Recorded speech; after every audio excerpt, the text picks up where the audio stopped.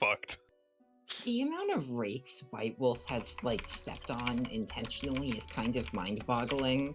Like that company is just cursed. I mean, their latest edition of Werewolf was supposed to be the first game they've ever released without controversy.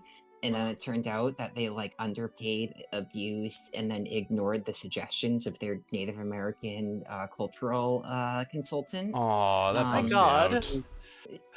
Oh, Which knowing that game's history with portraying Native Americans, Yeah. oops.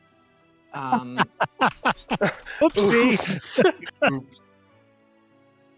You had one job.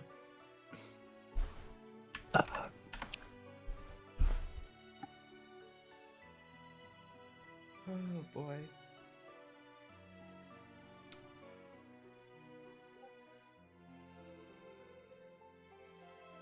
Yeah. Oh no. Nothing.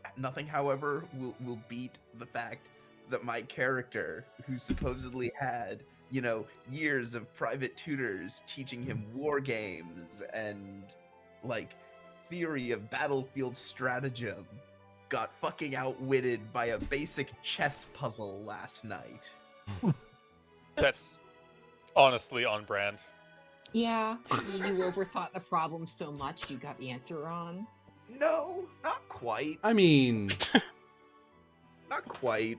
We had a Not lot quite. of the we had a lot of the basics of there was a point where we figured out what the puzzle wanted, how to solve the puzzle. We just couldn't figure out the exact it was asking us to recreate an exact chess game, but we didn't know what chess game it wanted us to recreate.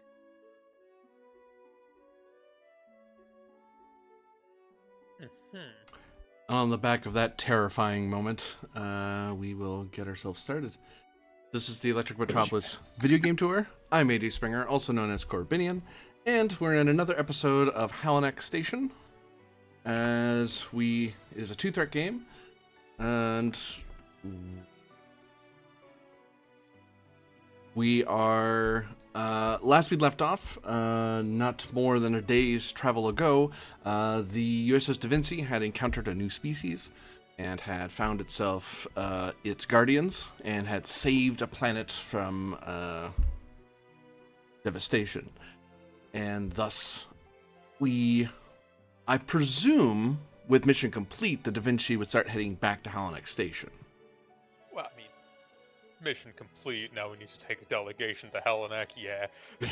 Oh, did we manage to solve the lava monsters thing? Yep. Yes. So the lava monsters on the back of that. And actually, was I'll like look. little transport things. I will. Is a very strong word. I will. I will open the floor for the Centurion to give a executive officer's log as you Damn it. are heading back. Ha. You go away, Throg. Let me double check the star date here. There it is. Oh, right. Listen, laugh and I'll find a reason to space Finn.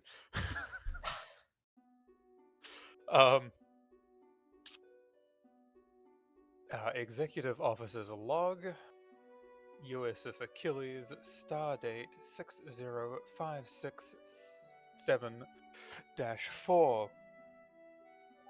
The initial situation in regards to endangered life forms on a planet within the FIS sphere of influence has been somewhat resolved. The unidentified objects on their backs, these burrowing worm-like creatures in I believe it was a magma environment?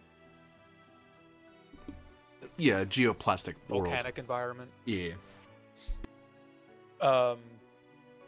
The devices on their backs were indeed some form of alien technology that was apparently harboring life forms inside.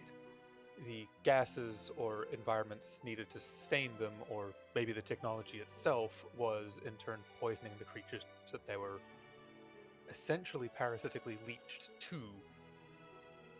When we removed these devices, the inhabitants were somewhat understandably irritated. They have introduced themselves as the name of which I've forgotten. Harbingers or something? They had sides. Harbingers of the Celestial Empire. Yes, Harbingers of the Celestial Empire. They are somewhat vaguely similar in appearance to Elkarans, though to say they're exactly alike is likely an insult to both.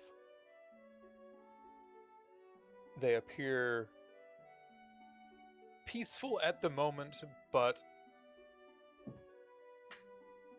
leaning towards violence should things not go their way. Potentially.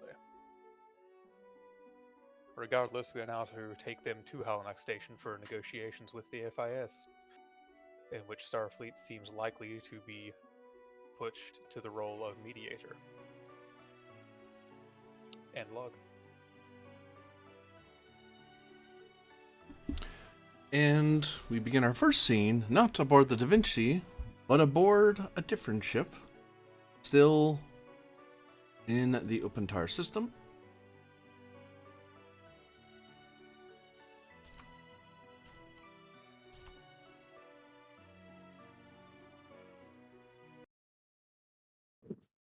The USS Wilson R. Abbott, as Captain Thralick, has been tasked, as was said last episode, has been tasked with tying up the loose ends of the handover of various staff, but also helping with some of the investigation, the preliminary investigation that's happening before more of it happens back at Narendra Station and elsewhere in the Federation. Right, there we go. We cut aboard that ship, and Captain Athaton has invited Thralick to walk about the ship. You know, you're finally done for the day, for the most part. The Wilson R. Abbott's going to be heading out soonish. Yeah.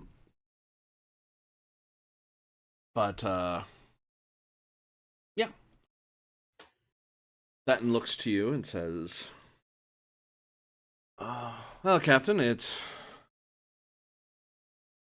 my doctors tell me that Admiral Pend should be all right once he's detoxed from the augmented pheromones. He should find a full recovery, and given his past, he should be able to rebound from the embarrassment of it, although we still have yet to figure out where exactly his fiancée really is.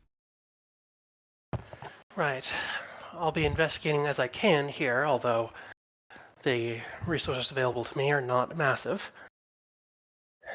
I suspect she may still be somewhere in the Shackleton, and with what we know of this area, her recovery will be difficult, I expect. Well, I've been tasked to start working with intelligence in the area to try to figure exactly that out. There's little tidbits here or there, nothing I'd want to excite your crew about, but I figured I'd let you know. There is some rumors that persons with a similar description have been spotted in the Shackleton, but I need to narrow down what's fact and what's fiction. Well, I appreciate the help, Captain. Just doing my job, really. I mean, anything to do with the Orion Syndicate makes my life an easier time. Right. Well, handover has gone about as smoothly as I could have hoped for, honestly. It's not every day you have to replace the entire command staff on such short notice. One would think this is the only thing that happens in the 10th Expeditionary. Indeed.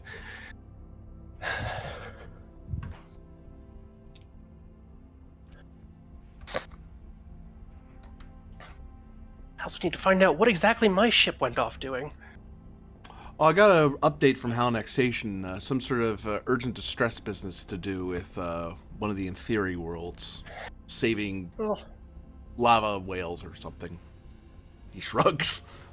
I'll give you the full readout once you head off.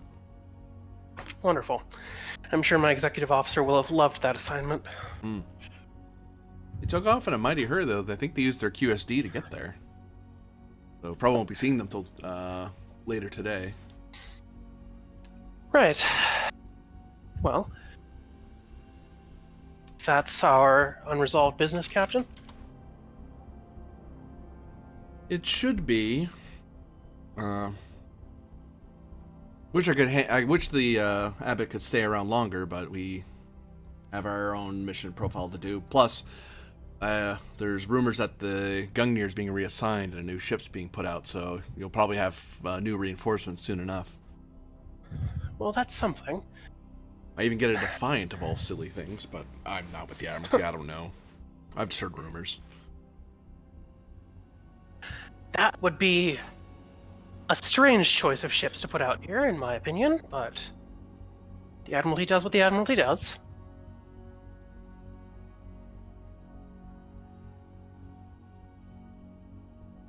Well, you've got your business and I've got mine. I won't hold you up any longer. We'll get back to station. Feel free to take your shuttle back and safe travels. You as well, Captain. He nods and carries on. And I'll head down to the shuttle bay. You sit down and find the shuttle that was assigned to you, one of the station shuttles that just ferried you over. As a sort of security precaution, the Wilson R. Abbott's kind of a little away from the station to make a very clear demarcation of command structures. This sort of changing of the guard can be kind of tense, but it went over pretty smoothly. So Yeah. So yeah, I'd like to head back over to the station and see what I can do on the political end of smoothing things over in regards to all of this.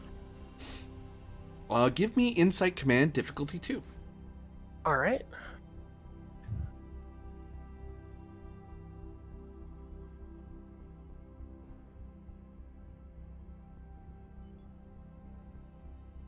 Observation focus? I'd say so. Cool. I will buy a die with threat. Wow. I mean, you don't have very much threat yet. Dang it. I'm sub 3 digits, you know. Feels Exactly. long. Exactly. Oops. Didn't get that. It's annoying.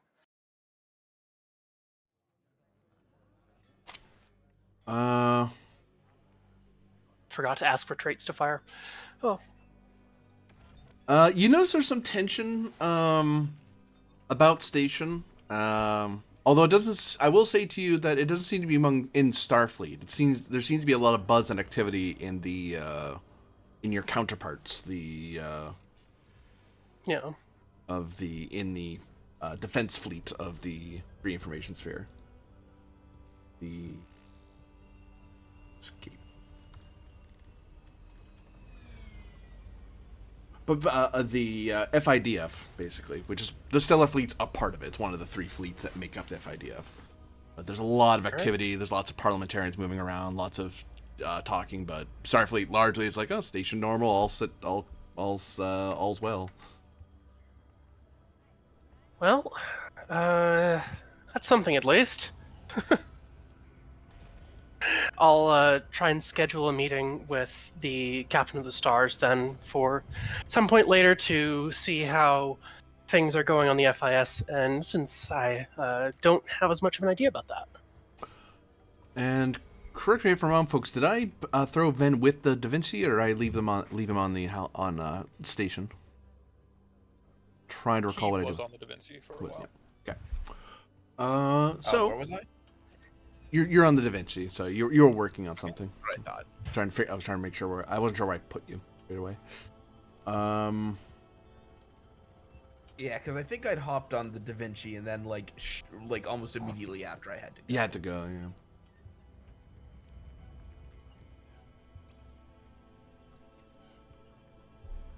Yeah, Thralik, you're able to get an appointment in. The captain at Stars is away on the urgent mission with the Da Vinci, so they are not present. Just schedule that for sometime after they get back. It's not a high urgency meeting, just like kind of a touch base is what's in the memo. And as you're working about, you notice Kovic in the operations area as he's working through. Nope. Kovic's on the ship. Is he? Dang it! Where'd I? Oh yeah, I remember now. You're right. Oddly enough, I'm the one who started the diplomatic thing.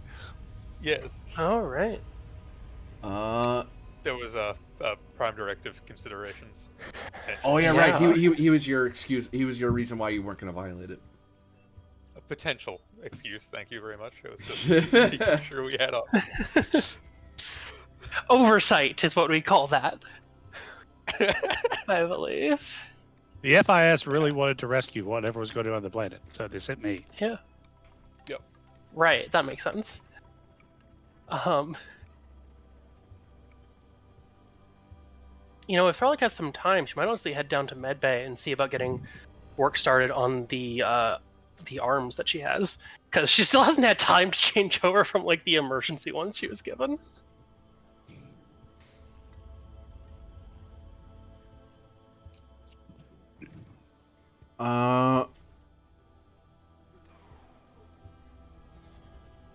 And as you're heading down, you see that the station goes to yellow alert. And they start clearing people away, and you see various crew rushing to their stations. All right. As far as I know, I don't have ready stations on the station, so I think I'm just expected to stay in non-critical areas. Yeah, kind of in the standby area near. You're either in the docking area if you're expecting to sally forth in a shuttle, or you would go to the Starfleet level 6 to kind of wait around to see what Starfleet's doing. But most of the station's starting to lock down under yellow alert. Yep. Then I will do that.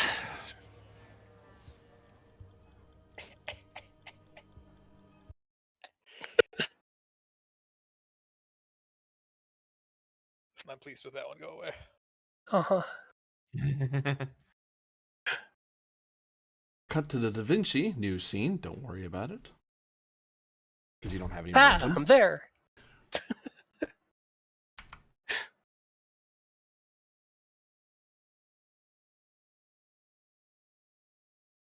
So,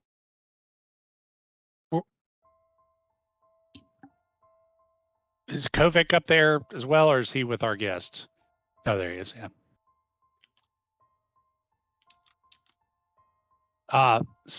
Centurion. I don't think Sariana was with us, was she? No. Yeah, she was back on the station. Yes. I'm sorry. I thought I went with I stayed on the Oh, station. that's right. You are the backup. Wow, I got this really confused. It was the reverse of what usually happens. Yeah. Okay, so actually, I got this wrong. Let me do this. Because it was, I believe Sarana got a complication, which meant it had to go through the harmonizer's office. Yeah. Something Right. like that, Okay. Yeah. Don't worry, folks. I'm awake. Good God. Glad to hear it. Don't Running worry, let me games is just better open when my you're DM awake. notes here. So actually, what you see, Sayrana, one, you get a ping that Captain Thralik wants to meet with you as she has returned, and before you really get a chance to before you really get a chance to start figuring out whether or not you're going to go to that meeting or when today you're going to do it, you are. And it's been about a day since you've heard from the Da Vinci because they had to jump there and then warp their way back. And that is when operations, the sensor operator operations calls out yellow alert as a fleet of ships warp into system. And actually, I need to zoom out. I'm too far close. Because they wouldn't warp that close. Oh god, we haven't used this map in forever. Yeah, Penn got demoted on this map.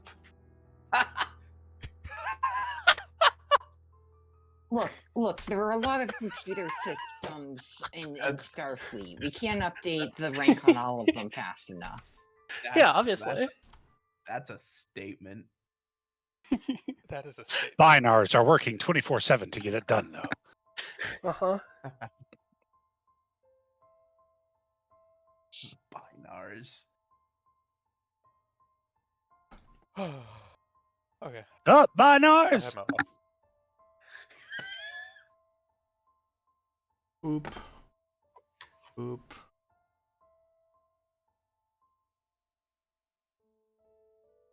Here and Kovic, there he is. Look, this system could use one of those Trinar shields. Is that when you have 3 binars? I have a guess, and I don't like my guess.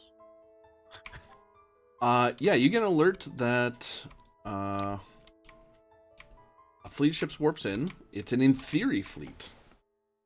Oh, never mind. Wait, why did they warp in? Well, sorry, they would have popped into existence. You're right. Okay. Oddly important nomenclature to Yeah. Yes. distinguish. This is the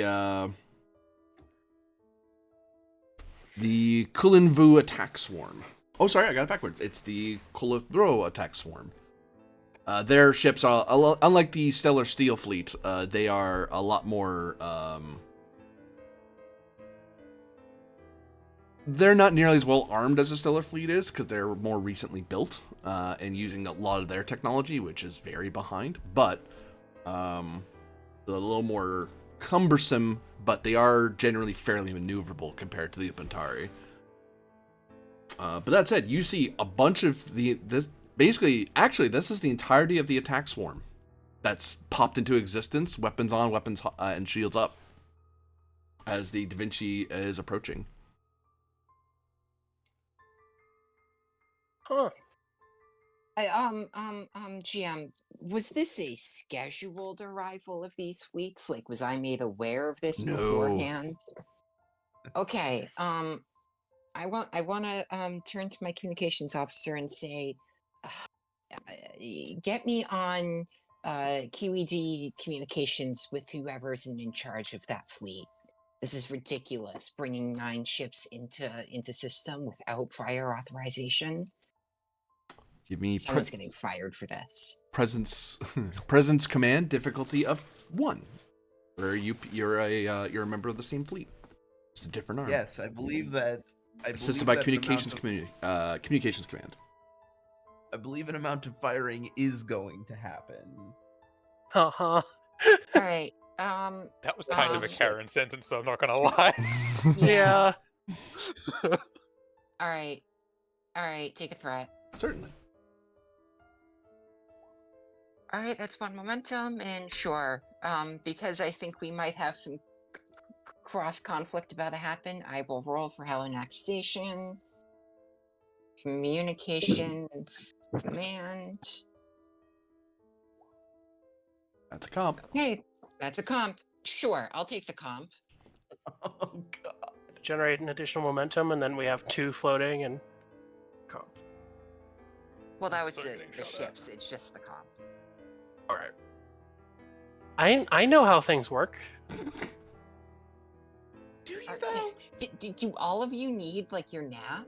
Like, I I did just wake had up a coffee unusually early before. today. I just had a coffee before the game, like usual, and now I'll be up until 2 a.m. Oh, fun.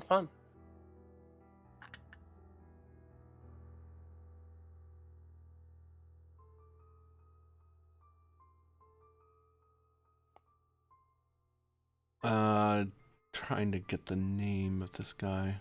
I have notes for too many things, so things are starting to get buried.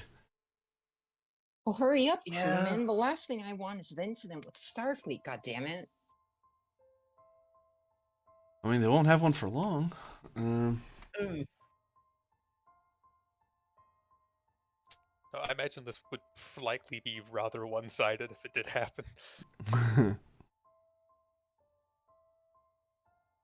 Not encouraging it, just, Hmm.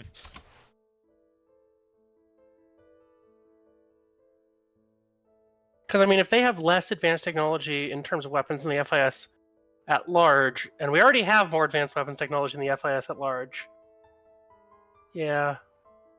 I've discovered this hot new thing right off the presses. It's called a sling. You put the rock in the sling, and that makes it harder than if you just throw rock. Wow, Serana is like really demeaning to its other FIS species. Right? I was just gonna say, like, they probably have, like, lasers or something. Ah, We laser. need to go through the sensitivity training again. Yeah. They're targeting us with lasers. Look, part of becoming, more militarist also involves manufacturing an outgroup that you can foment discontent around, and it just happens that that's going to be the in theory for Serana. No, it was kind of a joke.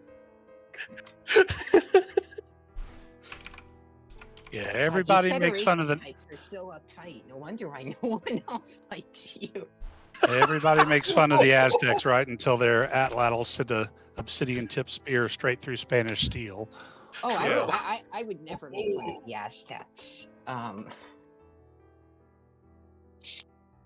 You know they use cocoa beans as a currency? Huh. Did not. Ah, there we go. I was trying to figure out what their rank was. Sorry about that. Boop, boop, boop.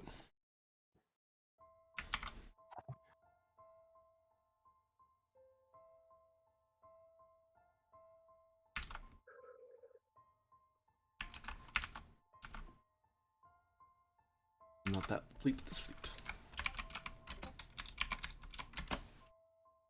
Helps if I let you see the name tags, that'd be helpful for later. Okay. This is Commodore Usef of the Star Chaser. Halanak Station, advising you that to advance yourself to Red Alert, we have a existential threat entering system. Hi. And you said What? Commodore? Yep, they're one rank above Okay. you. Oh, uh-huh. But I'll highlight to you that in your society, his role is for his fleet, your role is for your station. So he can't order you to do it. He can just recommend you do something. It's like he's in the Air Force, I'm in the Navy or something. Sort of, yeah. Okay. Sirana is going to let out an exasperated sigh and say, would you be referring to the Starfleet vessel Da Vinci A that has just entered system? Not the Starfleet ship, but what's aboard. They have extinction level threats aboard that ship. Commodore, if you have some beef with some Starfleet officers, this is Well, not the way to Flattery will express get you it. everywhere. At that, the Da Vinci starts warping into system, and you are faced with a fleet, shields up, weapons armed, and barring your way to Halanak Station. Extinction level event. That's what we call Kovic. Yeah. Helm, keep us out of weapons. So much for my range. plan to ask Rylov to slow walk us home so I could talk to this presiding speaker. Well, don't worry. We're going to, stop here and wait outside of their weapons range. Don't raise shields unless they start approaching 2 weapons range. Actually, they don't have torpedoes, do they? Or do they? I have no idea on the armaments of in-theory vessels. Rylov probably does, being cautious and in their space. They have nuclear torpedoes. Oh, okay. I'm guessing those are still long range? They are medium. Oh, okay, so we're out of range still. Yeah. Right? Yes. Yep. Trying to remember how this range board works. Yes, we are. Yeah. If they approach to medium, then raise shields. But other than that, hold position here at the moment. And I'll quickly flashback during the day, because you would have had a day to do stuff there, Kovic. So I'll give you a flashback there. Yeah. Author is helping out the party. You get 2 momentum. Oh, lovely. Yeah, thanks, author. Wait. How? Channel points from the stream. Oh, how nice. Although he tried to make it 1 momentum, but for 1,000 channel points, I make it 2. See, you know why? Because you were trying to make it a short road when I wanted it to be a long road. God damn. And now it's a long road getting from there to here. Thanks, author. You're trying to bribe Every Walker with your words into getting more damn points. That's time. what you're doing. I can't bribe him with my words if he's already given me the Dane Geld. That's after the Dane Geld. That's just yeah. In his streams, he does 1 momentum. That's why. So we just do it differently. No. But yes, flashback as Kovic was basic, because you had like 24 hours before you even got to here. Well, yeah, and the first thing I was going to do is ask Rylov very politely not to use the slipstream drive, and to kind of give me an opportunity to try and speak with the presiding speaker and let him know that major diplomacy and apparently some conflicts of territory were going to be involved. Don't worry about the slipstream drive. We can't use it. Pretty sure. Oh, it's like a 12-hour yeah. cooldown, 24-hour cooldown. I thought it was 12 hours. How long was the cooldown? 12 hours. We could use it 12, halfway yeah. through, 12 hours. but that seems unreasonable. And Starfleet's likely to offer its assistance as a mediator in this event if that's acceptable to the speaker, and you can let him know that. That's probably going to be handy. Thanks. Yes. But yes, you try to contact the presiding speaker. Yep, using the entanglement communicator.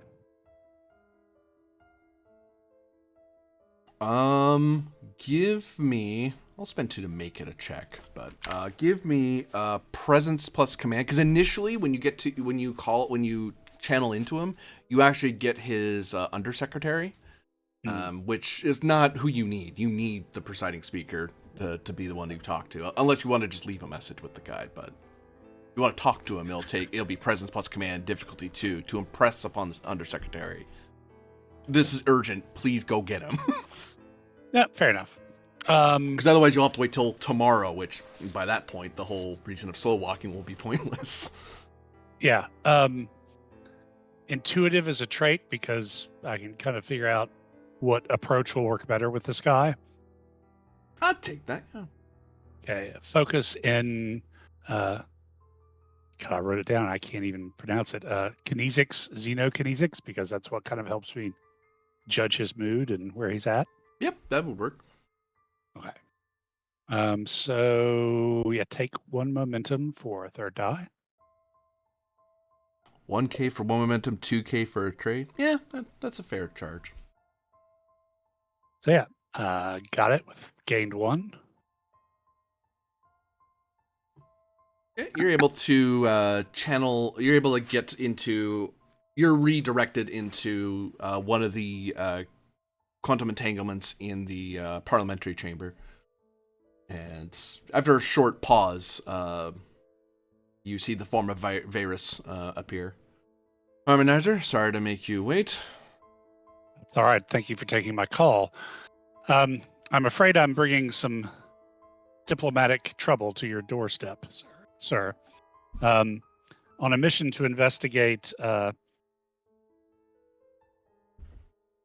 some evidence of ecological interference in theory claimed space, we have encountered a species calling themselves the Harbingers of the Celestial Empire, who counterclaim that, in fact, the space claimed by the in theory is actually the space of the Celestial Empire. We have them aboard the Da Vinci. They have agreed to come to Halanak Station to engage in diplomacy with the FIS to figure out exactly what is going on. These this species does appear to have some similarities with some very powerful. What are we calling people like Sapientia Hyperspatial beings or hyperspace beings. seem to have some similarity to hyperspatial beings we've encountered before, although I can't make any definitive comment on that. That's just based upon some observed capabilities, but they don't seem to be in the same power class or haven't revealed the same power class as, say, this badger that we ran into. That's strange. And you found them in theory space. In theory space, apparently riding the backs of some sort of native creature that dwells in extremely in molten geothermic environments, and their presence appeared to be ultimately causing the death of the species, which was threatening to fall below species survivable levels. I informed them of their violation of FIS space and various environmental laws, at which point they counterclaimed their space, and I thought it best to change this from a criminal harmonizer event to a diplomatic one between the FIS and this supposed new polity. That is the wise move, I think, Harmonizer. I've never heard of this celestial empire. It's not something we've encountered before, at least nothing I've been reported to. I'll have Captain of Stars Sayrana do some preliminary work and get the banners strung up, and we'll invite them into once we are assured that they're not a security risk, we can invite a representative of theirs to Parliament, and into the diplomatic areas of the station. I might suggest, since this does appear to pose the potential of territorial claims and counterclaims, Centurion Rylov, on behalf of the Starfleet forces and Federation, has offered the Da Vinci A and Starfleet's assistance as potential third-party mediators. I would also, as strange as it may seem, if we think we need a third-party mediator and the Federation is not acceptable to these these harbingers, I might suggest reaching out to Subcommander Lon from the Romulan Empire. Not my first choice, but probably the closest thing to a neutral third party that we have on the station besides Starfleet. I'll present it to Parliament and we can decide. For now, let's plan for them just being housed in level 2, and then you can work with Captain of Stars Sayrana about that. Whether or not Starfleet is involved, I'd rather not become overly dependent on outside powers for what may be an internal matter. But that said, I will definitely keep my options open. Just a suggestion in case territorial claims become a bit sticky. In any event, I've asked Centurion Rylov to, while heading for home, not to rush it more than absolutely necessary. So hopefully you and Parliament will have a little time before we arrive. Yeah, so full day of debate will be plenty of time. And I imagine everything will go rather smoothly. It's just a new alien species to invite. Everyone will be excited to meet one. And if they... Let's hope so. Oh, it's usually gone well for us. Oh, you might as well read in Centurion Rylov on what's going on. That way we can... Not that he'll be on official duty, as far as I'm concerned, once he's brought our guests to the station, but... Halanak agreement and everything. Let's make sure everyone's moving in harmony. That's the job. Indeed. Kovac out. And I will read in Rylov, who's already been read in. And Hi, yes. I was I'll listening go the entire time. explain, I'll go present all that to our guests. The guests, their chosen representative would say to you that is acceptable for now. It's the tone they take. Do you have an individual designation? Grab this person while we're... Wait. I don't have to do it twice. I already had that. Because there's a very scary system. Don't worry about it. Or do I just continue to call you Death Note?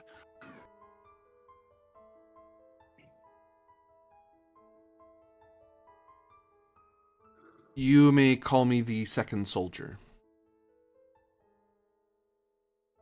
Second soldier. All right. In order to make you and your companions stay on Halanak Station as pleasant and comfortable as possible, are there any environmental or other requirements that you wish us to prepare in the diplomatic levels before your arrival? We will require power charging stations, and privacy. But we will not need the trappings of standard biological life forms.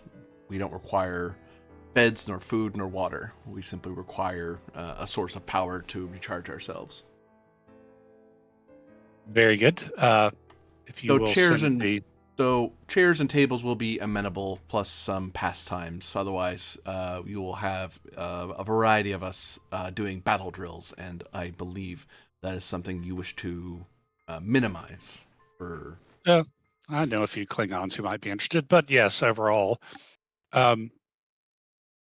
if you will supply me with the whatever the equivalent of the energy signature requirements you will need, I'll see that such power stations are available.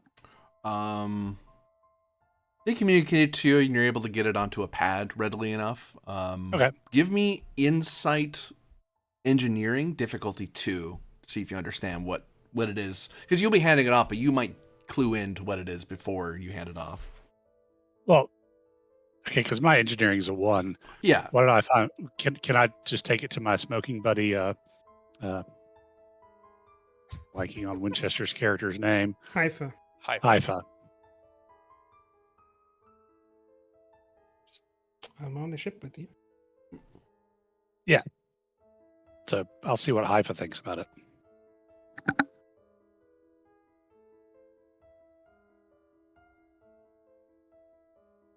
Now I have a question. Yeah. What I think about what?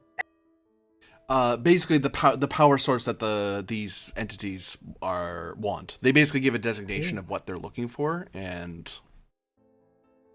you're trying to understand what it is precisely before you actually get all the way to the station and puzzle it out. Right, they want to be able to recharge in their quarters on the diplomatic levels. This works out since you're chief engineer of the station. So this is not for the Da Vinci on the travel over. This is for the Halanak long term. Yes. All right.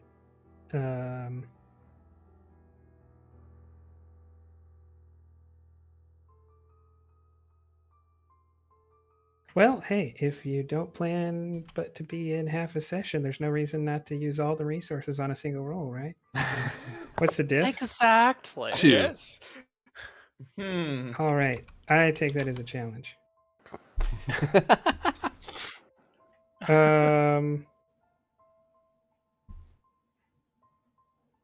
if I Ask took that questions personally. first, then ask. Since as a determination spin, since I very much want to not just let them plug into the station, but make sure everything is in line first.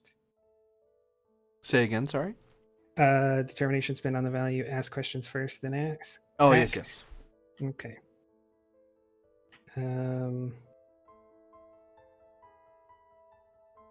A focus and project manager, because I have to estimate.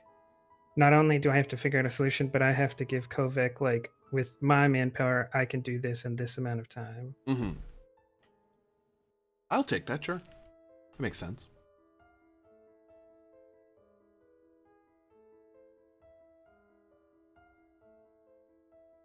All right.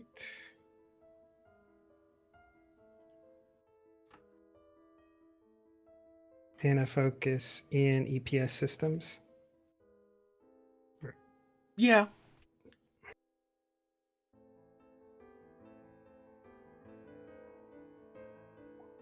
So on a diff, because I brought the diff down to 1, 4 successes.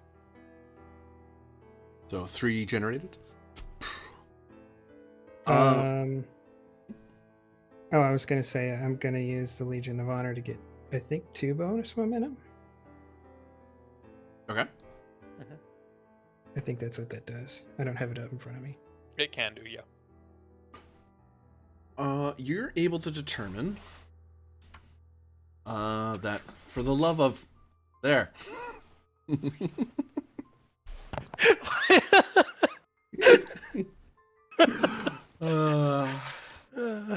So you're able to determine that the power source that they identify is one that you've become familiar with in the last month or so. They've identified quantum power. They just don't call it that. Like the schematics are quantum power based energy system.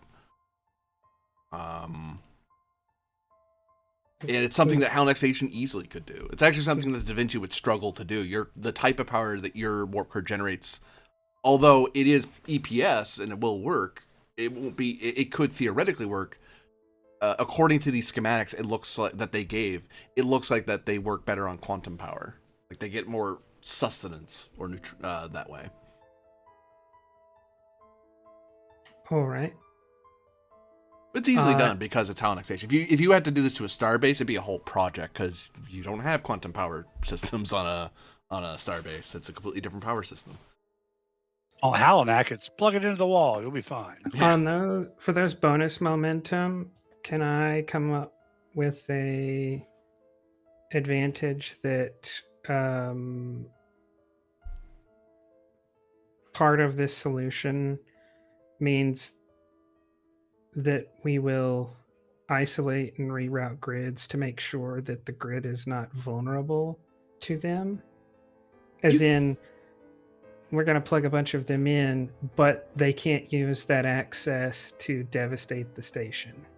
You could do that. Yeah, you could put in like breakers and bypasses and isolations. So that way they can still draw power, but they can't compromise the rest of the grid. All right. Yeah, I'll tell Kovic that. Well, I'll look down at the pad, clicking through. Take a drag from a dope stick and say, "It's doable. We're gonna have to reroute some systems to make sure this is the station's not vulnerable, but I can do it." Never doubted you, pal. Never doubted you.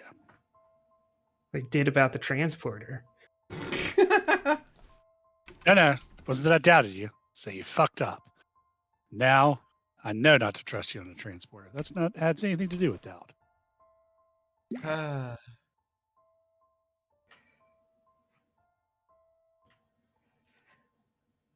Well, do you think they're going to try to assault the station? They were very eager for violence last time I saw them. Well, they calmed down pretty good, though. I mean, who's to say? I certainly think they're capable of being trouble, but I think it's smart not to plug them into the main channels, as it were.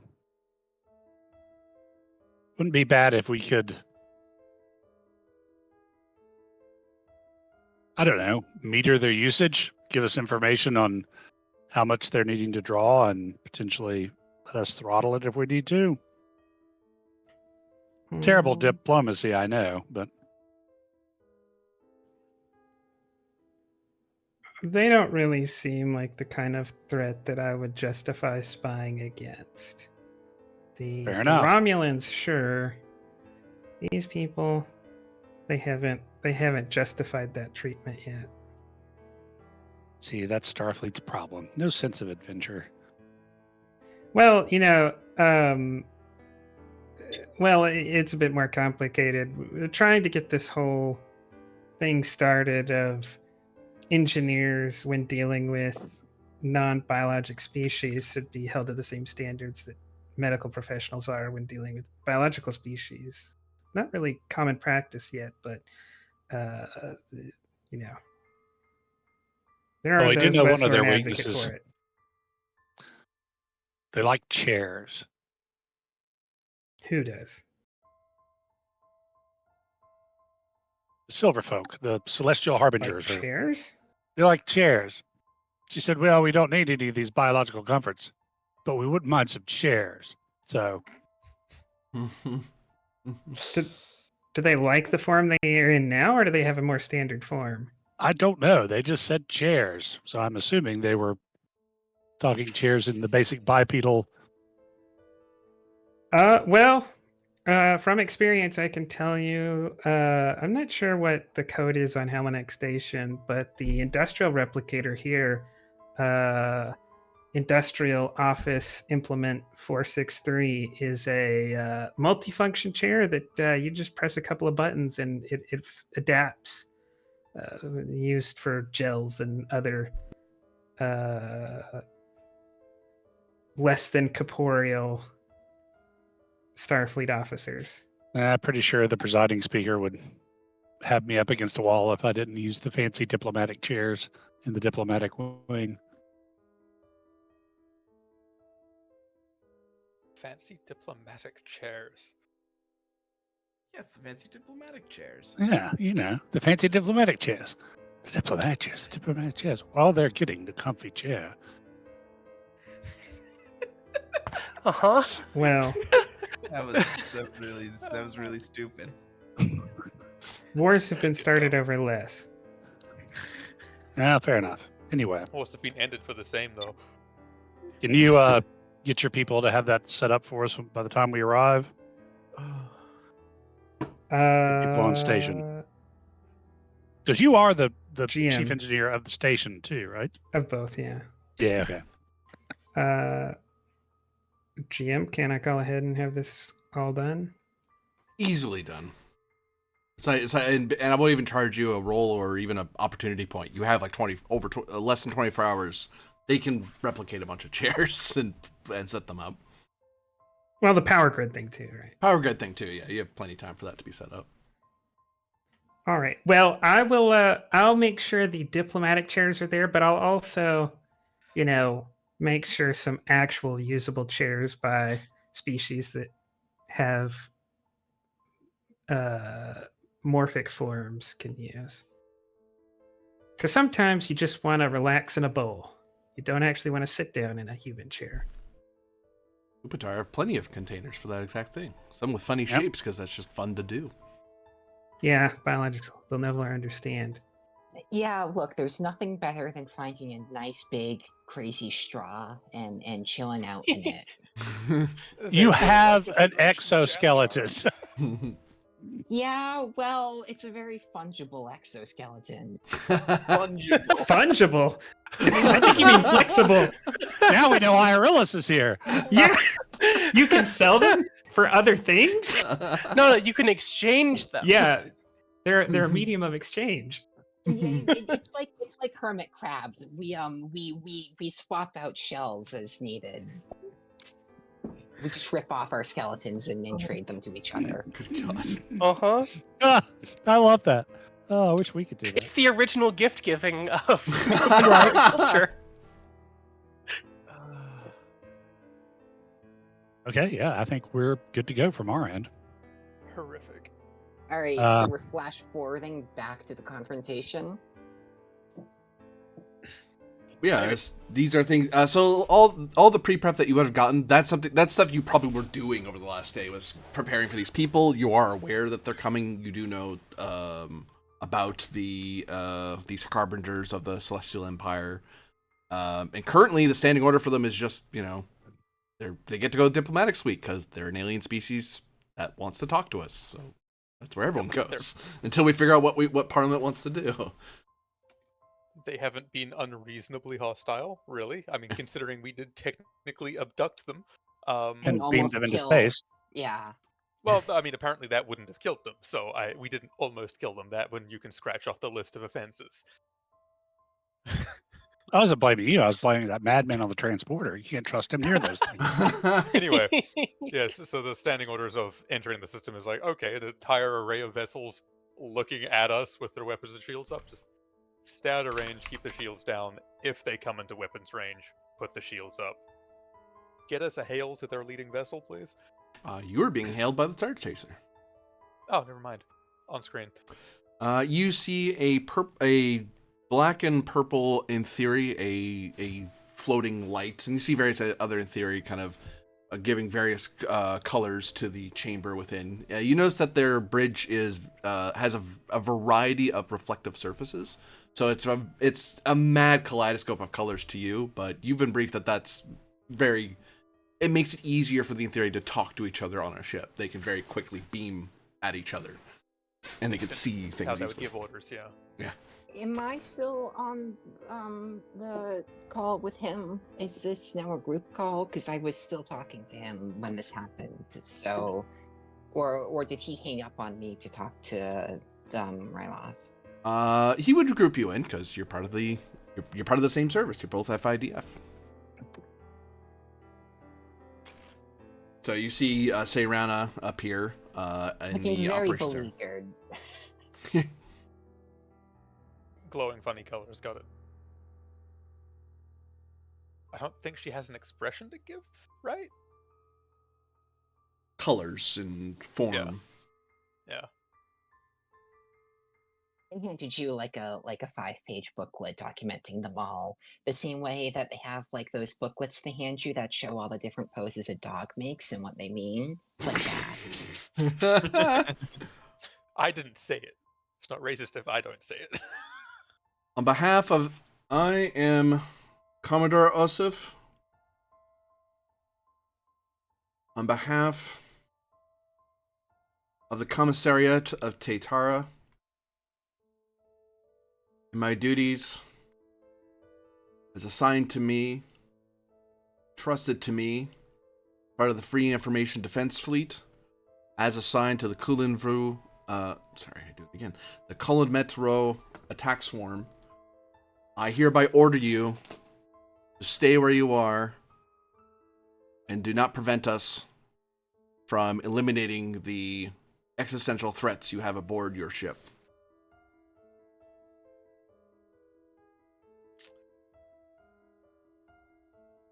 Commodore, are you referring to the life forms that we picked up after answering a distress from one of the Steel Fleet's vessels? We have been informed by our members in Parliament of such, yes. Do you have any evidence to support such claims? Transmitting now, and both Station and the Da Vinci get data packets. And what does this data packet say? It details that the Celestial Empire is a mythological empire in the creation myth of the In Theory, who basically scoured the world of all life and then slowly rotted away in their wrath, and then the In Theory came into the world and revitalized Taitara.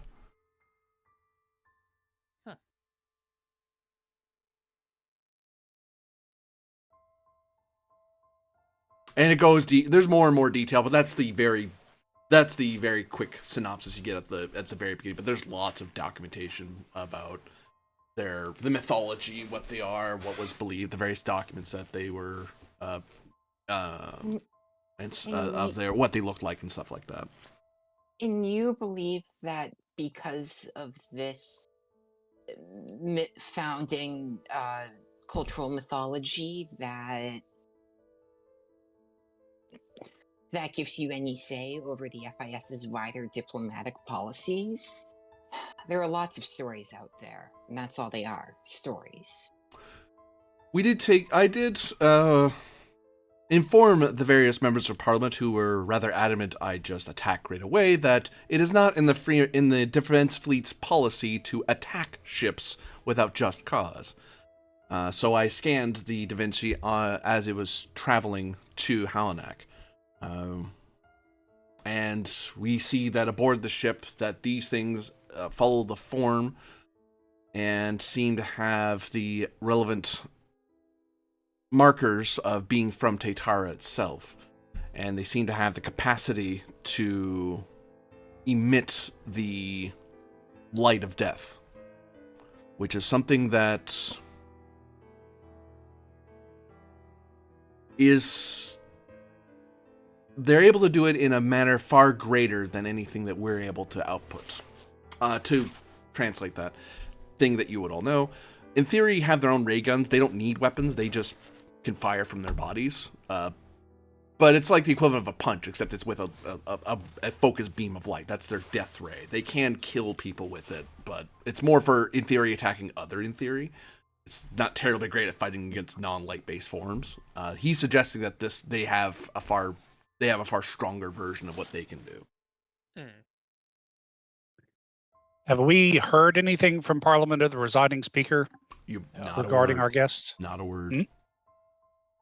The last news that I have heard is that the presiding speaker would be expecting the Da Vinci and the guests that we presently have aboard.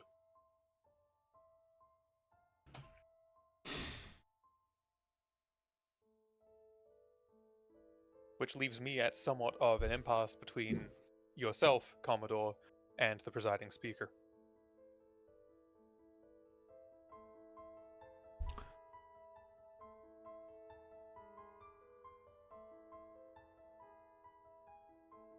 That is not to say we will try to force passage through you.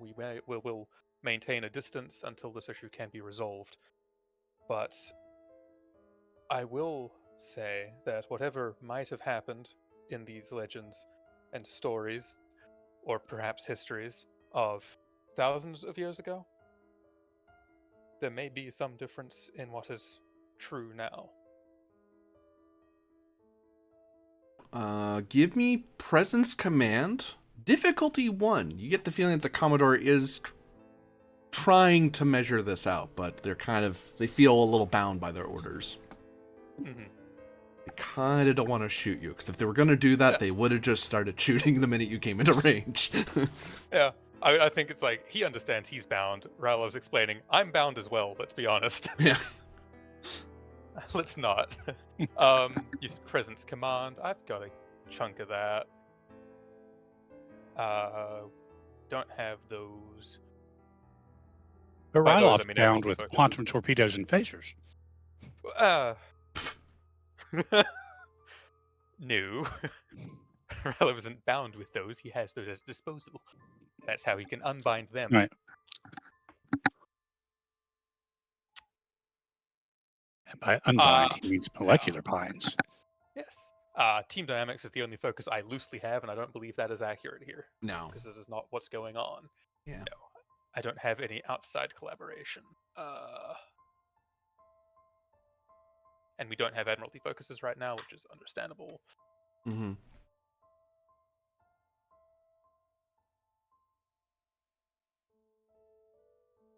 I don't believe any of my traits are hurting me or helping me here.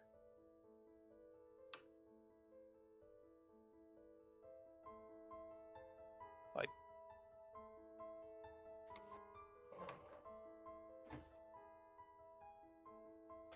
I can't make an argument for any of them helping me, but if any of them hurt me, let me know. Complication increase for wary. Fair enough. I'm sorry, what are you trying to do to him? You're trying to get him to stand down? I think we're trying to. I don't think I'm trying to get him to stand down. I think we're trying to understand what we're both staying at. Okay. Basically stopping him from attacking, but you're giving the offer of I'll sit put until we can all figure this out. Yeah. I'll comply to Okay. half of what you want until we resolve this issue, but I can't go further than that. I'll give you 3 because I'd rather not fail this, and I don't have a focus. Oh, look. Lovely. 3 momentum, I take it? Yes. 3 momentum was spent, 2 was gained back.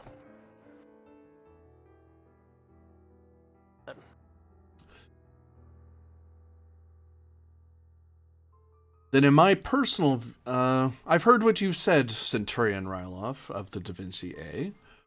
In my sovereign right as a Commodore of this fleet, I am making the decision to allow this.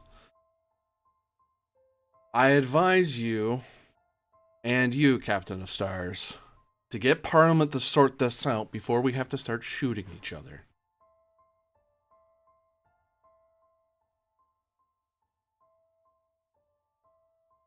Very reasonable. And both of you see a flicker of light in him that he, although he seems reluctant to shoot, you get the feeling that he very much will obliterate the Da Vinci if he can. Even if it means his own death. Yeah. Certainly, they could possibly do it. With that many ships, they could. But Yeah, that's why he had to bring the whole fleet. Because he'd be challenging the Da Vinci. It's like, we can't just send a couple ships. We need the whole fleet here. At the very least, Commodore Asif. Remain here. At the very least, Commodore Asif, will you allow shuttlecraft to go between the Da Vinci and the station? Several members of the crew of the Da Vinci are part of my staff and are integral to maintaining the station's upkeep. Feel free to... So long as none of the Harbingers are aboard, I'm not required to destroy them, because I can't impede free information citizens from moving. Thank you. She gives Rylov a look like we have to talk about this later, and then she will leave the call. All right, I know Captain Throllick's on board. On board the station. Yeah. All right, then I'm going to say Sayrana to Throllick. Captain Throllick here. We have a diplomatic incident between the FIDF and Starfleet. I need you in the operations center at once. I'm on my way.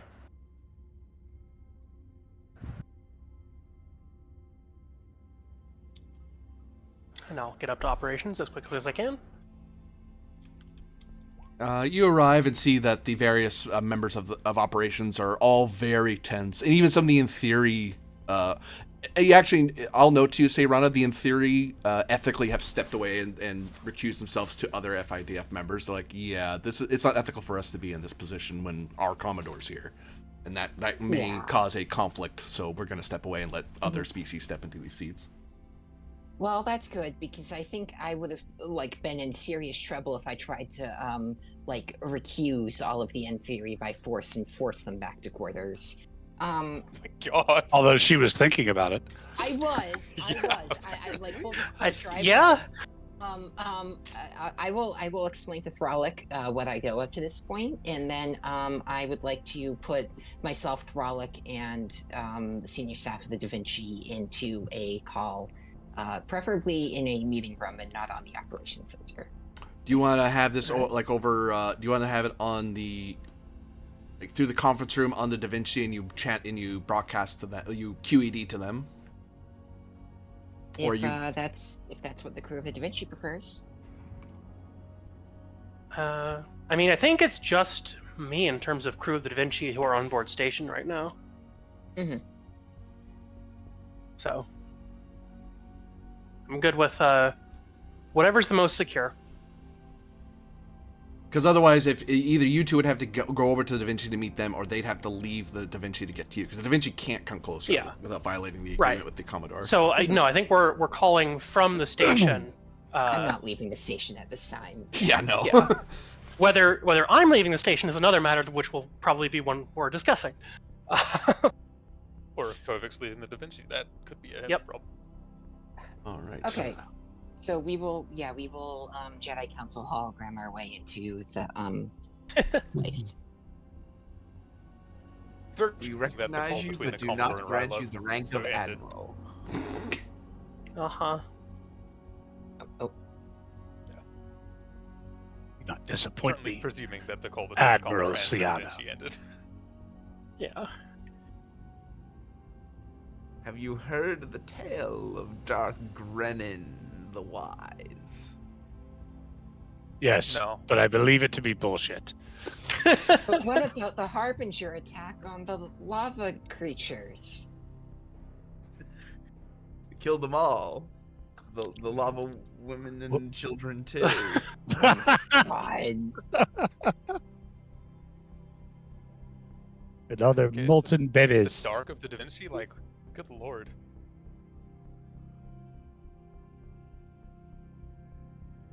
Star Trek Adventures Da Vinci Dark Side of the Moon or something, like, good lord. Yeah.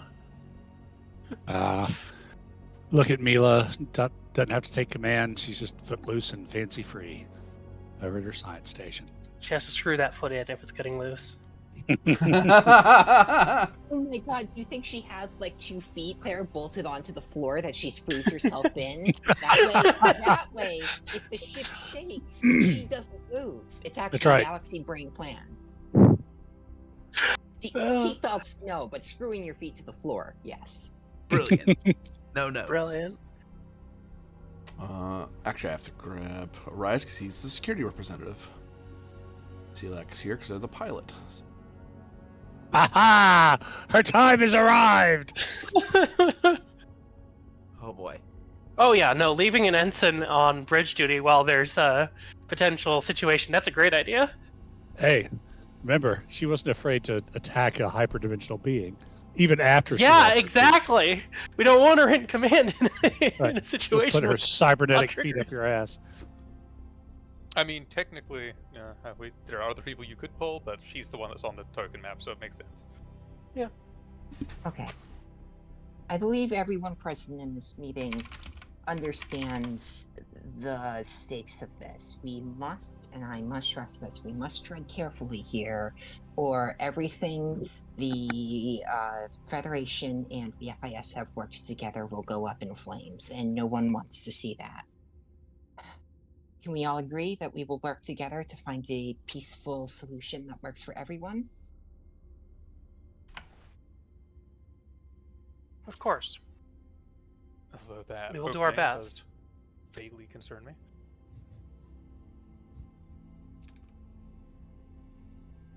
What I want to know is why the, in theory, parliamentarians seem intent on bringing the military into a civilian situation. I find that very disturbing. In their defense, Harmonizer Kovuk, you are aboard a military vessel. We did deploy a militarized vessel to perform this arrest. Which vessel is currently transporting guests of the presiding speaker at its request, under the protection of the Harmony Enforcement Division? Mm-hmm. But that's neither That's here true. nor there, since that's already happened. However, you can bet that it'll be brought up at some point. I believe that our first step must be to work our way up the chain of command of the in theory fleet in order to find who gave this order and try to delay or belay that order. Failing that, however, I believe we may be left with no choice but to bring this to court. Or, failing that, we may have no choice but to have Parliament vote on it. None of those solutions seem very time efficient. Do we have any information on where Parliament is in their debate on the harbingers?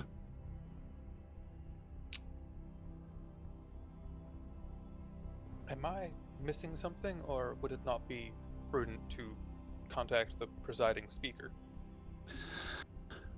Well, if he's in the middle of a debate, that's where the problem is. But yeah, is there some sort of parliamentary channel that you can tune into for such things?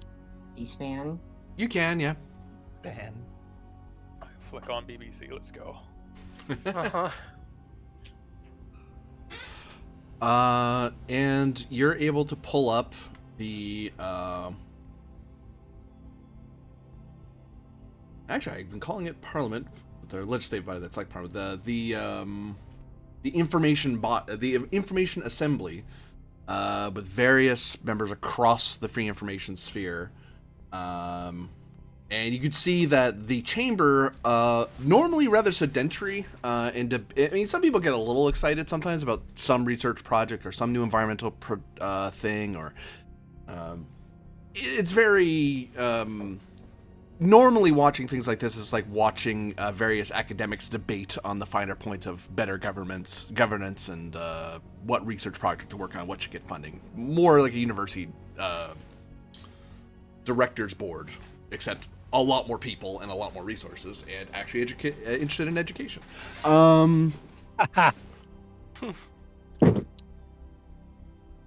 But tuning in now, it is you notice that the presiding speaker is doing his level best to try to keep some semblance of decorum and order. The members of the In Theory are flashing and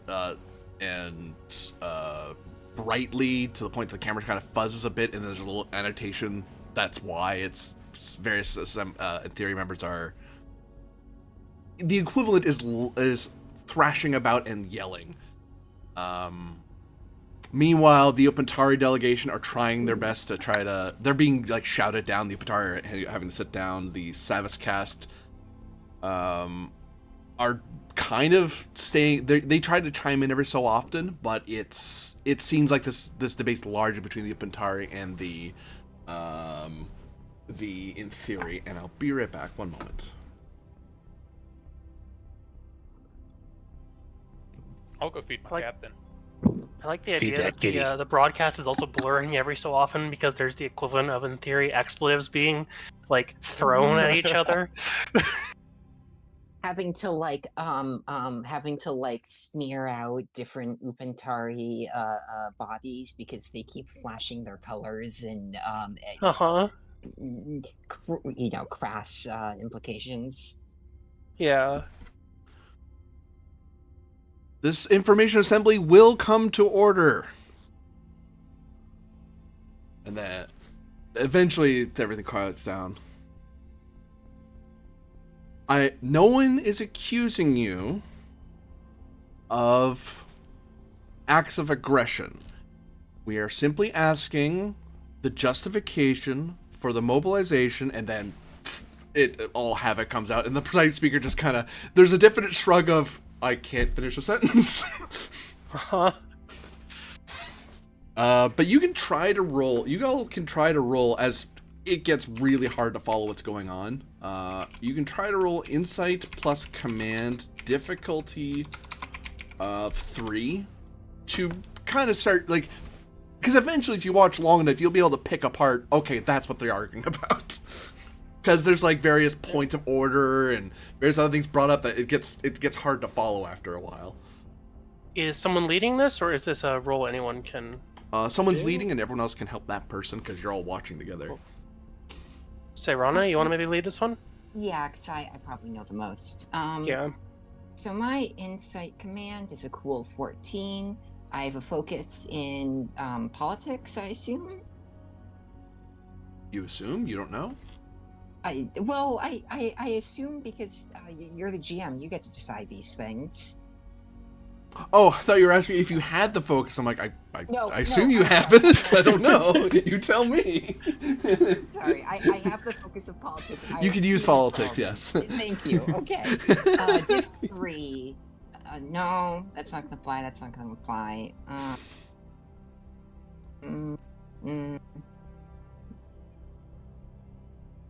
Okay. Take 1 momentum and 2 threat. All right. Well, I made the roll, so everyone who wants to assist can help us get some more momentum. What is the roll? Insight command. Just go back.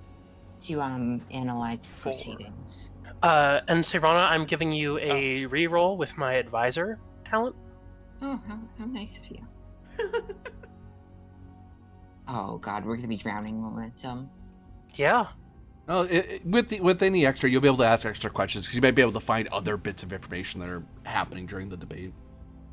Well, debate's a strong word. Debate usually implies multiple sides get to say their piece in a reasonable manner, instead of just shouting matches. I mean, it sounds like every parliamentary debate I've ever I was heard gonna of. say, Yeah. No, I was describing a Except functioning government. they're pretty entertaining about it.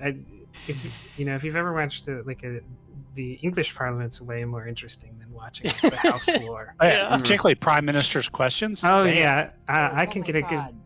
good. I can enjoy that.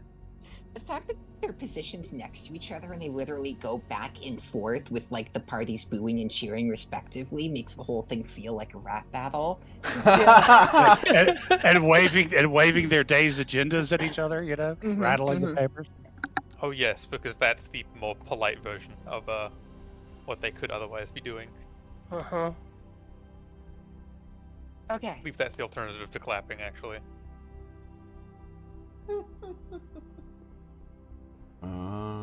I know there's like really a lot of rules on what they're allowed to emote.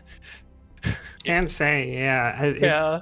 It's funny watching someone get kicked out of the changer for calling someone like just the mildest play-art insult. So they've got to get very creative in how they say it. They do, unless you go to New Zealand or Australian, which is the same layout, but without the language rules. Yeah, but you couldn't in Australia, right? Yeah.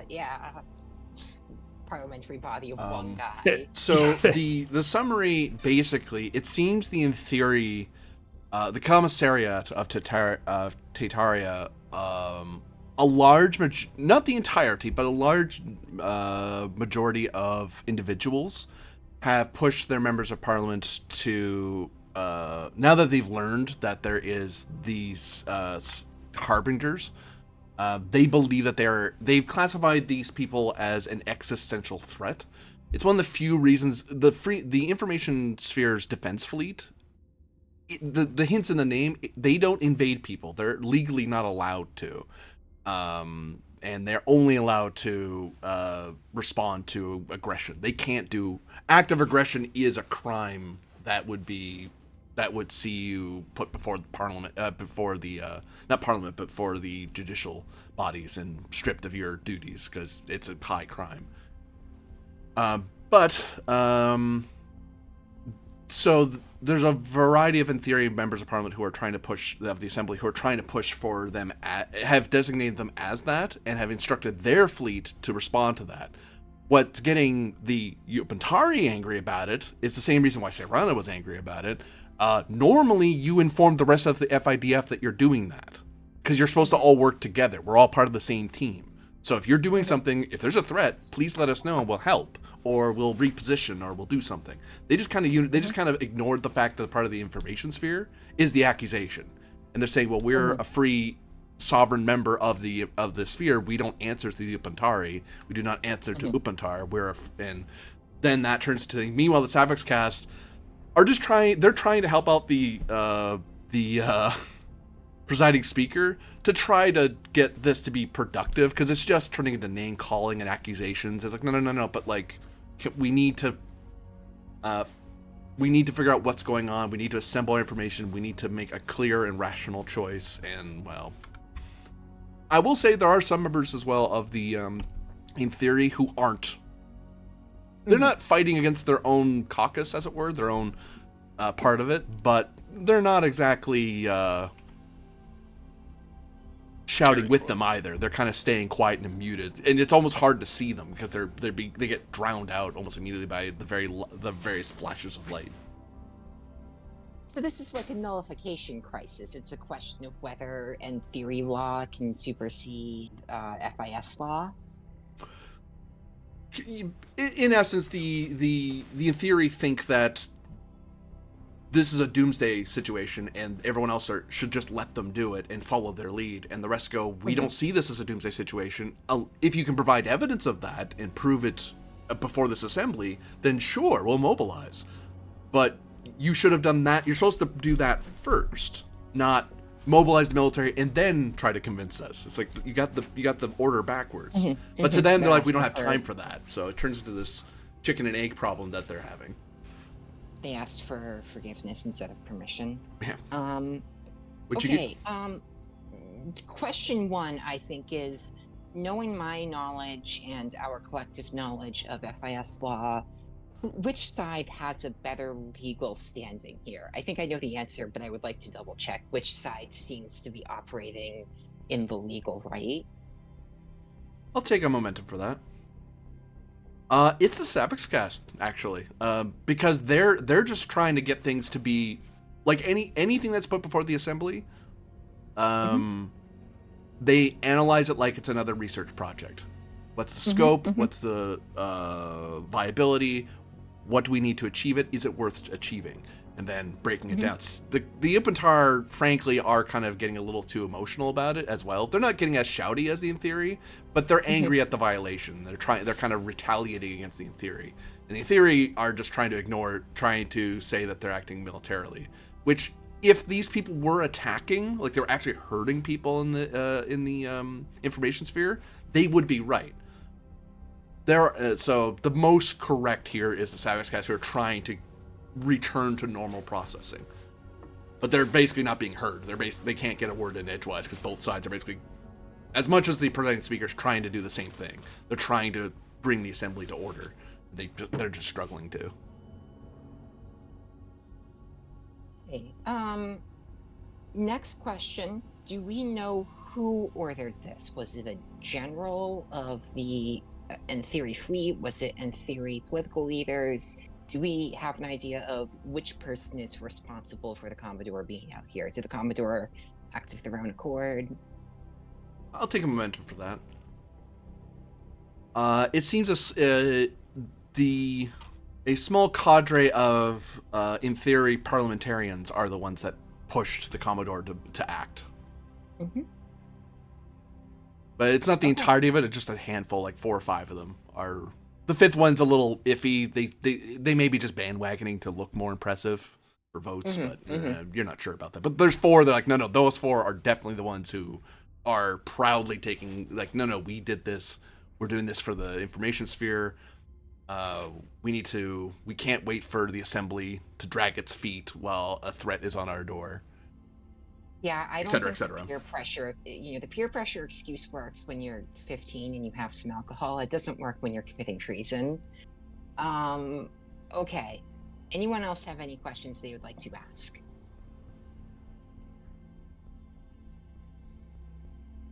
This may not be directly related to the debate, but is that the appropriate chain of command? Because I mean, like, okay, in the U.S., a senator can't give you an order if you're in the military. They're not in your military chain of command. So if a senator tells you to do something and you do it, you've followed an illegal order. Is that the same way here? If this came from Parliament and not through either FIDF or in the commissariat command structure? For momentum, I'll answer that. That's something you could pick up, because that's something Kovic might even ask. Like, wait, hold on. Is that how that works? I don't think that's how that works. Right. The wording sounded like pushed rather than ordered. It's like, I asked him nicely, but... So it's more UN structured in a sense rather than United States structure. So you can, in theory, each of the 3 member civilizations, the Opentar, the In Theory, the Solidarity, the Commissariat, and the Cooperative, those 3 fleets are sovereign fleets. They can be moved. However, the whole point of the Free Information Sphere is that and the FIDF, is that you work in coordination. So it's normally the assembly as a whole orders the FIDF to do something, or the FIDF leaders say, sometimes the FIDF leaders can act independently. They can respond to an immediate threat, like Serana did when faced with the Romulans. She can just say, I'm responding now because we're in danger. But if we're actually going to war with the Romulans, I need the assembly to vote on that. I can't on my own go to war. I will get in trouble. So it sounds like that although technically they could, in theory, order the Commodore to do something, they seem to have pushed him into a position where if he didn't do something, he would be found in dereliction of defending the information sphere. So they pressured him. They didn't directly order him. Ah, I see. Oh, so they threatened him with like legal action if he didn't do this? It's like, well, these are clear and present existential threats, and you're doing nothing. You should be doing something. How dare you endanger us and to these? You know what these are, so on and so on and so on. Until eventually it turned into the Commodore had to move, or gamble that he was wrong, that they were wrong, and that it's one of those things. If they're right, then he does need to act. If they're wrong, and he doesn't act. Even if the information sphere survives, he will no longer be a Commodore. If in the Free Information Defense Fleet ever again. So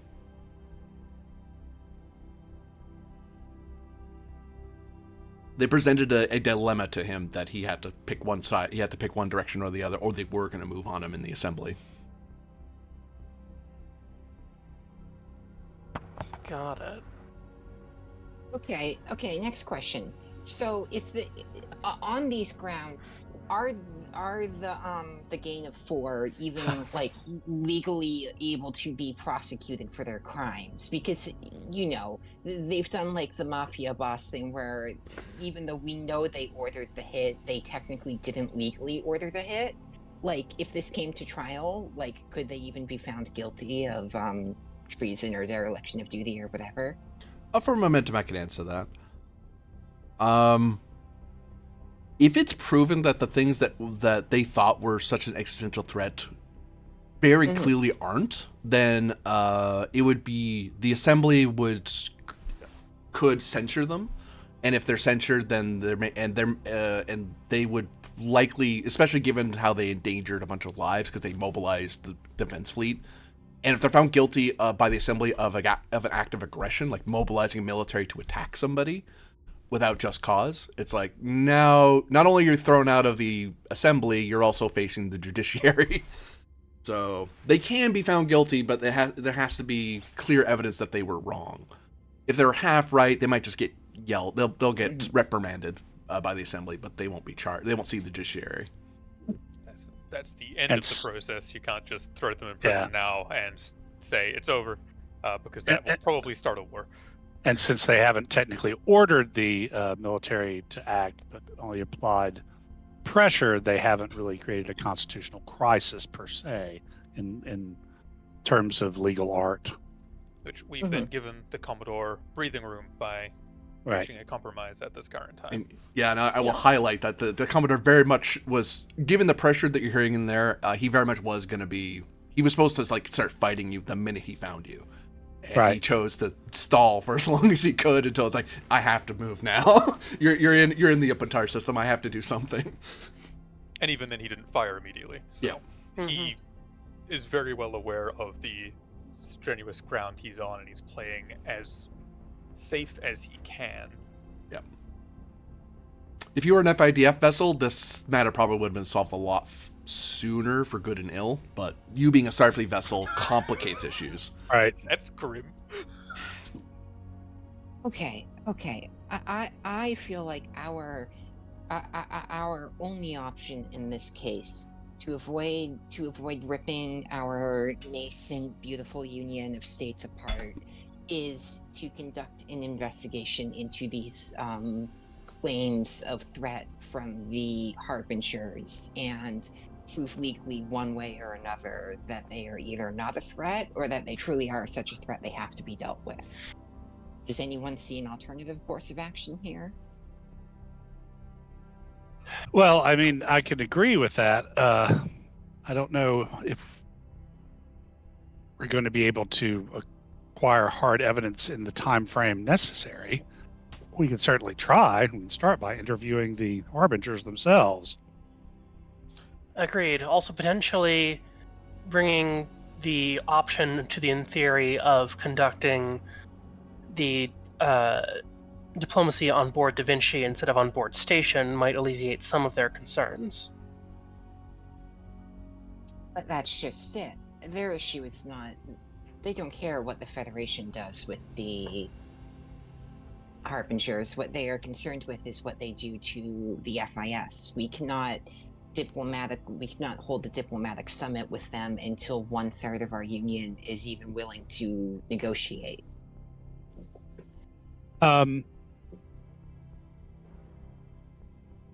Okay. Is there a way Kovic during all this can get a message to the presiding speaker? As harmonizer for a momentum, you could have an expedited harmonizer message. Like, okay, yeah. So, and I'm not going to need to talk to him face to face. I'm just literally sending a message. Yeah. Since the question at issue seems to be whether or not these entities pose an existential threat, suggest tactic of tabling debate until harmonizers can investigate and determine can investigate and prove to the FIS legal standard whether or not these entities constitute such a threat. You'll get a message back rather rapidly. And actually, even in the broadcast, as you I imagine you probably mute it, but kind of have it in the background with subtitles, so you can kind of keep track of what's going on. In case they're like, okay, we're voting, we're attacking. Like, whoa. But yeah, no, you notice the presiding speaker does, they hit a contact on they hit a button on their, from their dais, and there's a little light that pops up that lets everyone know that the presiding speaker isn't currently paying attention, but they're addressing something. Right. It's like if you have a point of order, give me a second. I'm reading Enough something. of you, light. Right. Like, oh, are we adjourned? No, we're not adjourned. I'm reading something. Give me like 5 seconds. Hush now. Debate still goes on without him, and then some Savage casts are like, I don't know why you're talking. The presiding speaker has the red light on, so don't tell me what to do. Okay, go ahead, whatever. Debate rages. It's just not debate that actually has any meaningful point right now. Yeah. Just classic Savage cast, always defaulting to the rules, even when they are clearly inadequate for the present situation at hand. See, this is why so many Savage casts are in the Harmonizer division. Yeah, I was gonna say, Serrano, wow. Right? She wants to have this be a specifically 2 bodies run by 1. Yeah. It already kind of is from the technological standpoint. You get a message back from the presiding speaker that he alerts you that you need to find a parliamentarian that can make that motion. As the speaker, he can't. He can't make that motion. You need someone who's willing to stand on that and someone to second it to pause things. Well, that sounds like it. And he does note normally he might be able to do some politicking, but if he was away from the chamber, but he's in the seat, so he can't move. He's large. His position's largely the voice and supposed order of the chamber, which is floundering. Okay. I have done a lot of politicking in the assembly recently, and so I think I might know some people. Could I try to reach out to one of my contacts and explain what kind of motion they need to forward? For a momentum, you can get a for a momentum, I'll let you have a channel because you have an active political movement that you're pushing on, so you know people in the chamber. I will make you do a presence, or I'll offer you the role. I'd suggest a Savix cast, Captain. Presence command difficulty of 3. It would have been 2, but you are somewhat of a hawkish part of the caucus as a whole, so it's a little harder for you to find someone in the hawkish camp to go, let's all calm down and not fight things. Like, wait, isn't that what you've been saying? No, but like, not right now. I normally say fight things, but not these things. Excuse me, what? I advocate a form of militarized, armed neutrality. I do not advocate shooting everyone who comes to my doorstep and not asking questions. Okay. We are armed neutrals with banking systems, so not. Yes, do not ask where all of our gold came from. Presence command, focus in politics, I assume? Yes. It's all Remen Okay. gold, I'm telling you. Remen Latinum. Too real? A trait of political operative. Yes, definitely. Okay. Brings out diff to 2. That's not gonna help. That's not gonna help. Okay, bring it back up to 3 then. God. I was just reading through my list of things. Okay, 1 threat, 2 momentum. Anyone who wants to assist, feel free. I don't think that most of the Starfleet people reasonably can. I might be unless able we to, want but to be it's getting yeah, involved in it's FIS still politics. sketchy potentially. COVID can assist, but if any Starfleet assists, the complication goes up for each Starfleet Right. officer involved. Yeah, I was gonna say, Yeah. us getting involved as well compromises our ability to be a third party later. Exactly. I can like advise probably, I think, but that would be about it. Can technically always resign and be a 4th party. Eh. Better you than Rulon, probably. Yeah, no, I've just resigned my commission in the military, and now I've been hired as a third-party advisor to this No. far-off distant power in a very Res- legit move. Resigned as a Starfleet liaison. I mean, that's what Uh-huh. happens in America all the time. What are you talking about? I It's perfect. believe that happened several times with Yeah. a various number of people that are like, I'm resigning so that I can be independent from Starfleet, and then like as soon as the incident is resolved, it's like, I'm back. Michael Flynn leaps to mind. Worf. I think Kelly's also working for some other people. You're able to find some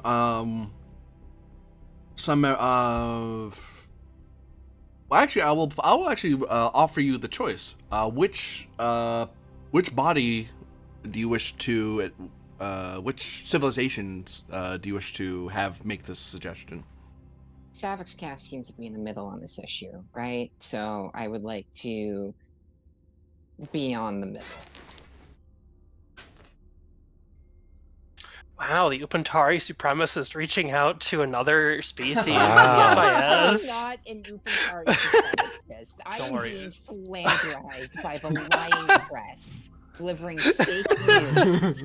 In fact, I'm going to sue you for defamation and publishing Oh, no. your claims. Hearing Oh some no! of the things you She's said threatening in me with her context tiny is pretty bad. tentacles. I was gonna say, hearing some of the things Serana has said in context is bad. Taking them out of context is just like up to 20.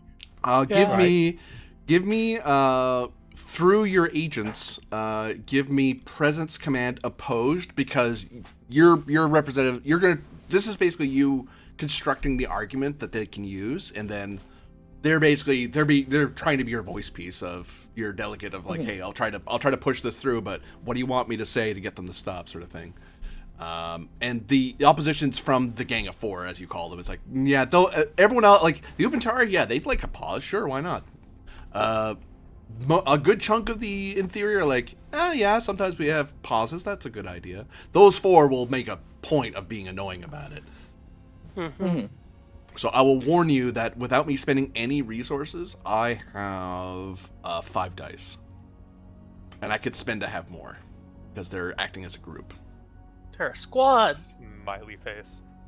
Political squad. Squad. Can I bring that down? Can Kovic bring that down by spending his favor with? I got a favor with that in theory with Biwa, the theory harmonizer, who's the harmonizer of Upantar. Call in a favor to have him contact his representative among the in theory to strongly suggest that this be turned over to the harmonizers for investigation rather than ripping apart. I will take that favor and you'll get 1 free hit, because a member of the in-theory delegation goes, I third the motion, sort of thing. Like, they're following those two's lead, like, wait, I have a favor call? Yeah, sure, I'll do this. What? Yeah, I like harmonizers. I support harmony. I like Wait, bourbon. are you saying we're doing like the classic corruption thing where you vote for a motion that is in your own interests? Guy who's definitely has no ties to the aeronautics industry voting to increase funding for an aeronautics project. In the far future, there is only graft. No, but Again, we know why Aurelius is here. Yeah. If everything's a political spoils, then nothing's a political spoil. yeah, presence command or presence con to you get one free hit because of the favor Kovic called. Okay, you want me to make that roll then? Is this your role? Yes. Oh, well, I didn't know if it was... I thought it was going to be the NPC making it, because I'm not in the chamber. They're your agent working. They're using your words to argue. Yes, I am a military officer who has found my convenient puppet to voice my demands and to press. Okay. Presence command, you said diff 3. Opposed. Oh, opposed by... And sorry, you're taking 5 dice. Okay, and I have 1 free hit. No, they have 5 to start with without buying anything. Yeah, I can buy more. No, you can't. Can Kovic assist by helping her frame the argument from the harmonizer perspective? You certainly can. And in squad rules, if you those people don't they can add dice on top of the initial roll. It counts as them assisting that one person. Okay. That one person can only buy up to 5 dice, but the rest of the squad can automatically they all give 1 die to that larger pool. Okay. So technically 4 assists. Yeah, that'd be another way to look at it. So I'm going to pitch assisting with reason security, since I'm helping frame a security argument. Yep. A harmonizer argument. Okay. Sorry, go ahead, Siriana. Focus in FIS law, because this is a legal motion. Like, okay. I want to spend a determination on the value. I would like to spend it on the value. There is nothing a gift and a firm handshake can accomplish, on the grounds that I'm trying to give the other side like a gift in the form of an investigation. And then through that investigation, we are shaking hands. Does that work? If I'm trying to find like a compromise for all sides to be happy? I'll take that, yeah, because you're not trying to shut them off yet. You're just giving them the investigation that they should have done in the first place. Yeah, I'm essentially saying I'm going to ignore what you said and do what I think you should have done. Okay, so. All right, I'm going to spend 2 threat and 3 momentum and roll 4. Okay, that's 6. They don't have a reason to buy more. You are kind of pulling their lights out of the darkness a bit here. Ooh, they rolled garbage. Do they care enough to re-roll this with the determination with the leader? Care that much? Given what you're asking them to do, no. But let's just leave it alone. That is, I believe that's just 1 hit from them. I'm gonna double check. Oh. Pretty sure. I don't know that. I doubt that 15 fired. Oh, the 15 hit. I don't lie. That's 2 hits. Sorry, 3 hits total. Because the 4 is a double hit for them. 3 hits versus your 1, 2, 3, 4, 5, 6, 7. So 4 gained. As you notice the argument getting done, and then you see that the gang of 4 there, they make some token. They start fighting it, but when the theory stands up, they third the motion, and then they're like, and then there's this. I'll actually note to you, Seirana, that of those 4, 1 of them is part of your movement. So they kind of clue in that wait. I think Seirana has something to do with this sort of thing. They don't say it in chamber, but you can tell from their body language that it's like, oh, whoops, hold on. Let's work with them. Let's not fight them on this too hard. But they make some effort because they can't do nothing. It's not politically sound to do that. But eventually, the presiding speaker is gladly able to say, is able to call a quick vote to ask for a pause to allow for the investigation. The vote goes the entirety of the well, almost the entirety of the solidarity vote together for the pause. Savage Cats vote for it. Some in theory vote against it, but you notice it's not nearly as the excitement to vote against it is a lot more muted than the shouting and arguments seem to suggest. And then the presiding speaker, visibly surprised, goes, "Oh, well, that motion is so passed. That is now tabled on to the next article," and then they go on with the rest of their agenda. Yeah, now Hopefully- they're just, doing Hopefully something. somebody calls ahead, off the sorry. Commodore. Oh no, I think we're at a truce at the moment with the Commodore. And Kovic and Seirana, you get orders on behalf of the Assembly to launch an investigation, etc., etc., etc. You already know the contents of the order because you're the ones who helped author it, essentially. Yes, and I'll say over QED to I will say over QED to Kovac that he is to commence this investigation immediately. He can call over as many harmonizers as he wants to the Da Vinci to perform this investigation. However, I at this time do not feel that it is a wise choice for me to leave the Da Vinci, so I will not participate in the investigation Leave the directly. station. Leave the station. Sorry. Okie dokie. This is Ensign Mila to conference room. Just Centurion Rylef, she would say. Sorry. This is Ralph. Go ahead. We've got a communique from the Commodore. He says that they're launching an investigation. The FIS is launching an investigation. They've powered down their weapons and shields. Acknowledged. I believe they still want us to hold position, unless I'm mistaken. Stand by. And actually, in that pause, Seirana, you get contacted by the Commodore. Commodore, what a pleasant surprise. Captain of Stars, I have new orders. I've been told that the Assembly is launching an investigation. I think it is only prudent that this is something that falls into the authority of Halanak Station, since we're in your system. However, I will be keeping the fleet nearby, but I will, out of respect of your role, I will mobilize them outside of system unless you summon us to come in. I don't want to clog up your space lanes any more than we already have. How very gracious of you. Yes, your fleet is free to stay in orbit just outside the system. However, any supplies, fuel, foodstuffs, anything you may need, you may, of course, request for, and a shuttlecraft will deliver them to you.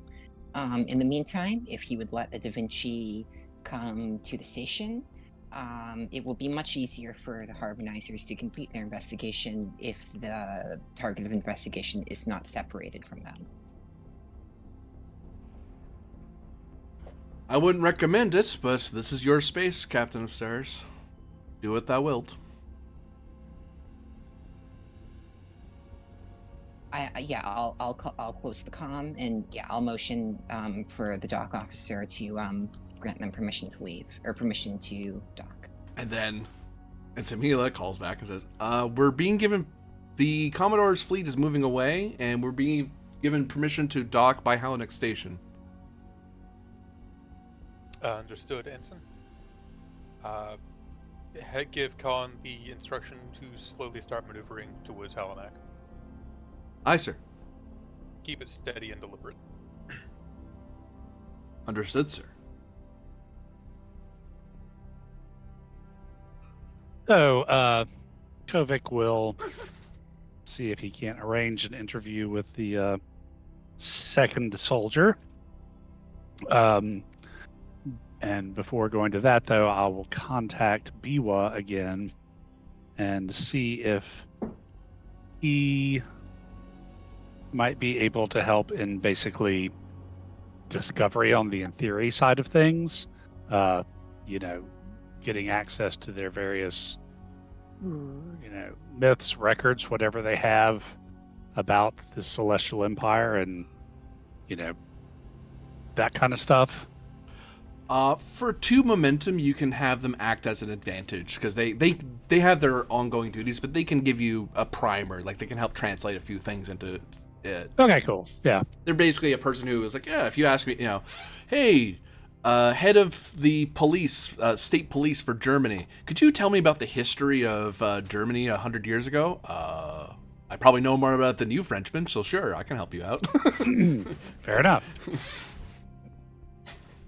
Although I'm a bit disgusted with you that you arbitrarily made me French. Equivalently would be Portuguese, probably. That's Yeah. about how far away. I mean, even Italian would have been better. Hey. He's complimenting you. Like Yeah, you're northern better than southern France. Sicilian. So yeah, and then I will see if I can't go talk to the second soldier.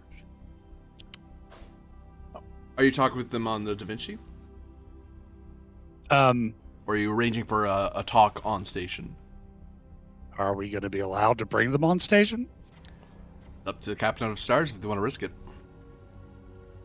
They do not have free movement on board the station.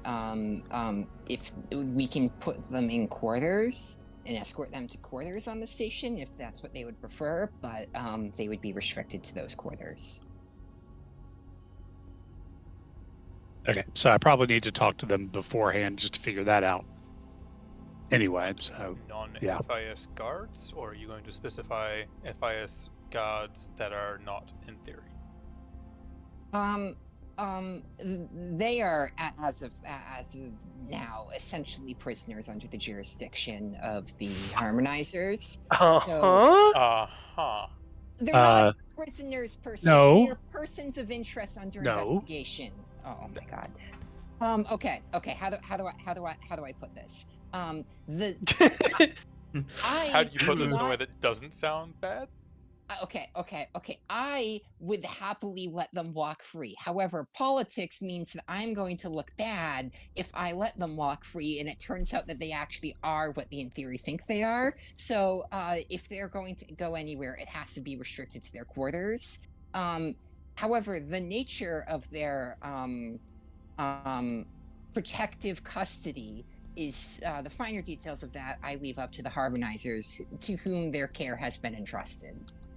During So all you're- this, Kovic would have replicated some popcorn and lit a cigarette while watching Sariana dig herself out of that hole. Well, I mean, she's still dictating house arrest for, it sounds like, every in theory on the station?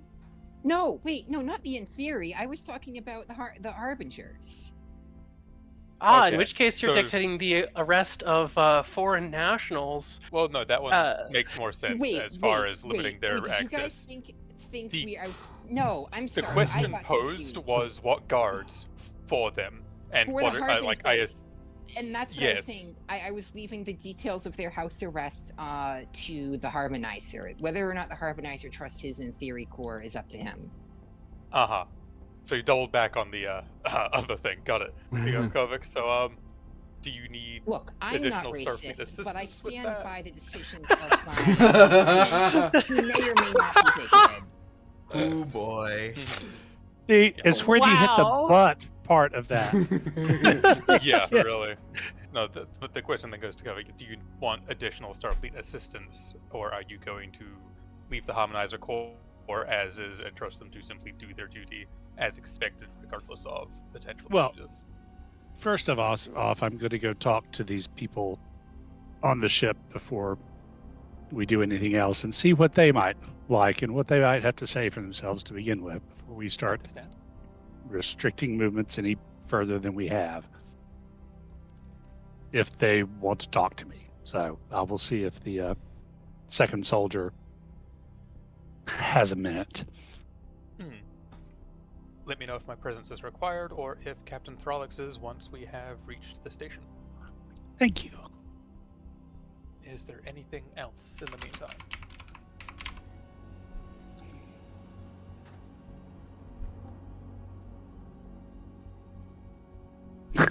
No? No.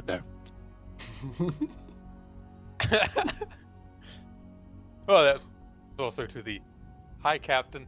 Captains, apparently. Hi. Anything else from either of you? No. No? Okay.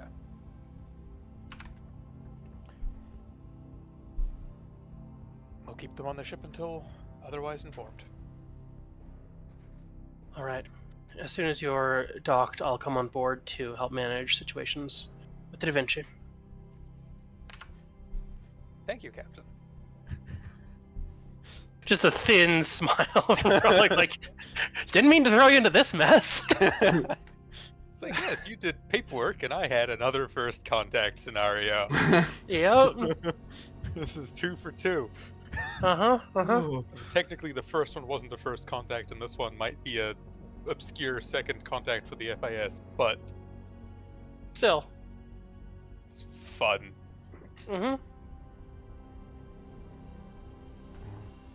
Oh, look, I'm going to guess Ensign Mila did not direct the ship to crash into a rock, another ship, or the station. You're moving at maneuver speed, a very deliberate, slow crawl to the station. Yeah, no, that was the instruction. She's not being a smartass, that was the... Yeah, that's what she told her to do. She's like, understood. Going There's at lots of, very like, deliberate PM speed. It was the I We'll don't want arrive in a anything few to be hours. a surprise. Yeah, that was the I don't want anything surprising to change while I'm not there and the ensign's in charge of the bridge. You're making There's the lots of, job like- harder. Yeah. There's lots of like TMP swooping shots of the ship as it travels at 0.3 miles an hour towards its destination. I mean, he'll actually double check with Kovic if he wants the ship to arrive at station faster or keep that a slow progression until he's finished his conversation. Yeah, let's not rush things. Fair enough. New scene Thanks, Rylov. as Kovic finds themselves in the company of the second soldier, along with the rest of the squadron of silvery death that stands around, who seem to be finding ways, due to the aid of the where'd you guys house these people for the last day anyway? Like in cargo bay? I think we've got various quarters, but I don't think we've got enough With guest quarters, probably, for all right? of them. How many do we have? You have. I'm on the wrong thing. Let's see. 1, 2, 3, 5, 6, 9, 10, 11, 12, 13, 14, 17, 20. 20 we should be able to house in guest quarters. Like, they'll be doubled up and maybe tripled up, but they should be fine in guest quarters. Yeah, I'm right. Yeah, I mean it's pretty They big have boat. chairs. They have chairs, exactly. It's an average Lots of like- places have chairs. The status of having chairs or not is not a sign of societal development. No, it was more a joke than what they specified interest in before. It's only actually an average of 1.8 chairs per 3 people, though, so... But yeah, if they made any specific requests, we'd see what we could do. But I'm going to guess they generally didn't.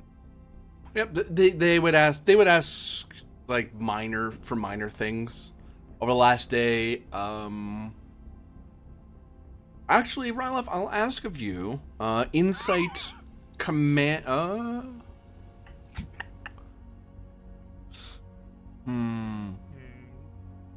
I'm unfamiliar with that combination.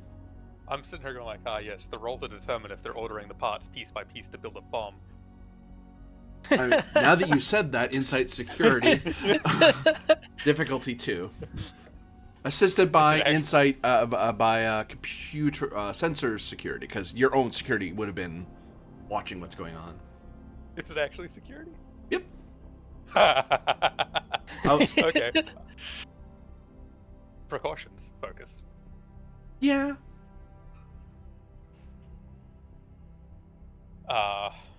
Wary trait.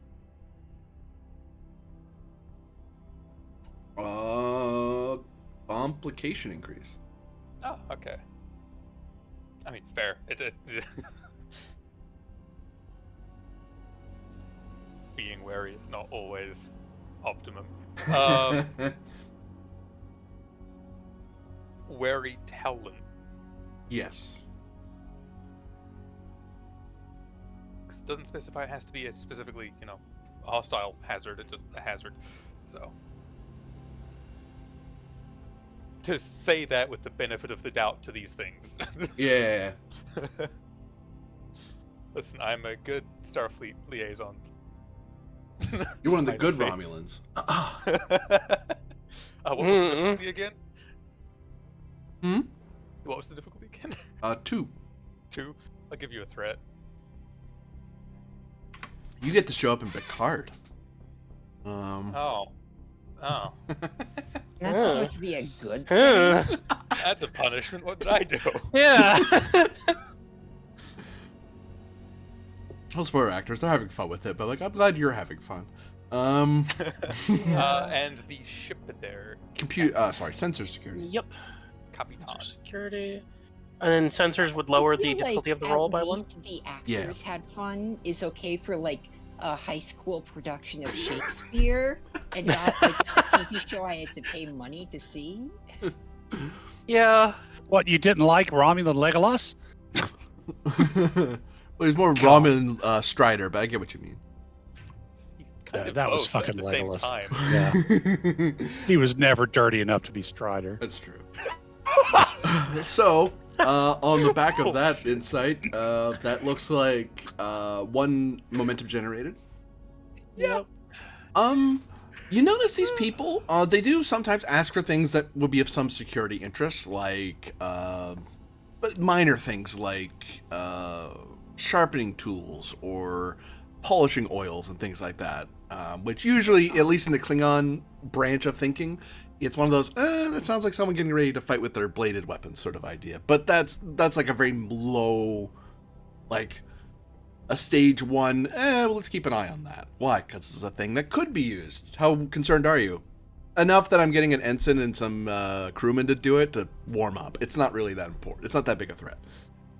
But you do get the sense that beyond that, they seem to ask for other little things, like a book, or a deck of cards, or someone happened to mention the game of football to them, and they want to see a football. Things like that. It's all little things that they can hold for themselves or mess with on their own, but nothing large. It's like they're very much, I'd say inquisitive is probably the right word. Actually, for a momentum, I'll actually elaborate a bit. Sure. Yeah. It's restlessness paired with boredom. And they're finding ways to relieve the boredom if they can't relieve the restlessness. Did anyone introduce them to games of chance? And do they have any? Yes, that would have come up a couple times. Yes. Do they want strict isolation, or do they mind any members of the crew potentially talking to them? They don't mind. Because we could 100% just send a Doden to play games of chance with them. And it is to this Hell. stage, Kovac, that you find that the Starfleet crew seems to be getting along. Because Federation people, Starfleet being Starfleet, if they have a chance to talk to new aliens and the captain's cool with it, they'll talk to the new aliens, sure. Yep. That sounds like fun. Hell, they could probably find sparring partners for the holodeck. Yeah, I mean, there's fighty people. I don't. They will think know have a any Klingon on the invitation ship, to spar or to do any sort of combative thing is refused for. In general, it boils down to your safety. No, the safeties will be on. I'm sure. Yeah, that's not what they mean. Yeah. So I'm gonna take one of those helping out the GMs as 2 threat, and the other one, I'm gonna do something with it to create a complication. Thank you, Other. Oh. I figured I didn't want to do 2 complications. Taketh away. Yeah. Rail. When you arrive, you notice It that was just although everyone else in the room seems very relaxed, and I mean, they still have their weapons around them and stuff. That seems to be that they seem to find comfort having those around them, but they seem a lot less on guard. Second soldier has their weapon out. They are standing ready to. They're not like in a combative stance, but they look like a person on guard or at ready for something to happen. So when you walk up to them, there's this aura of if you reached for your gun, you think she would take your arm off. Right. This gives me a chance to use quick survey since it's still the top of the scene. Basically, I can ask one question if decide spent 1 momentum on the obtained moment information spend.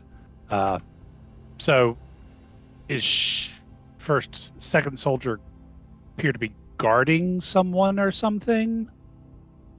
They look like someone who. I'll grab those. They're not guarding the place. They're on standby, as if expecting a battle to break out, and they're about to join in. Ah. Kovic will walk up and nod. Thanks for seeing me. He'll light up a cigarette. Various alarms go off, and force fields try to put out the flame. You're on a Starfleet vessel. It's a fire hazard. Fine, I'll Use the holographic one. I'll throw it on the floor and stamp it out, squishing it into the carpet. Some poor ends and clean that up later. So, want to tell me about your Empire's relationship with the In Theory? I may. And Kovic is standing very relaxed and unthreatening. He's not armed. Give me presence, security, or command. Difficulty of 5, as she seems incredibly tense and she may be unresponsive. But you're trying to convince her that you're not a threat, basically. You're not intending to threaten her or anything. Interview techniques? I'd take that. Yeah. There's the focus.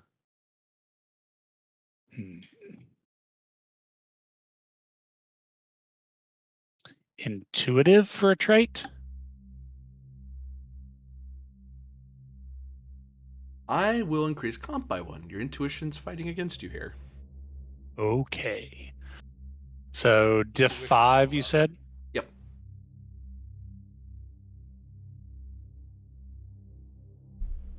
And this is me convincing her to speak with me. Yeah. Like I'm not a threat. I'm not here to fight you. I'm not tricking you into not fighting me. Okay. I'm legitimately just trying to talk to you. Okay, let me go ahead and spend a determination on the value. Sometimes you have to shake the tree to see what falls out, because I just sort of walked up and hit her with this. Mm-hmm. Okay. So, and then 2, 3. 1, 2, 3, 4. I'll spend 4 momentum and 1 threat for 4 dice on top of that. Oh, and I've got to increase my comp range. Okay, there we go.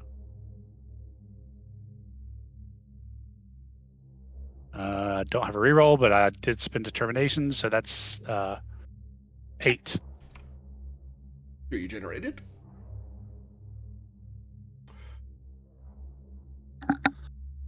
You are stared at for an uncomfortably long time. And your intuition, what's fighting you, is that all the others around her, they seem relaxed. I mean, they seem a little awkward, but, you've seen this in the Federation. Some new alien species encounters the Federation, encounters a very friendly civilization that's overwhelmingly wants to learn more about them. And people are answering their questions or doing things with them. And this one person, for some reason, is the one out of the crowd that wants to be freaking stubborn, for whatever reason. But eventually, you get the feeling that maybe you need to just let your invitation lie for a second, and then after a very drawn out moment, I'm willing to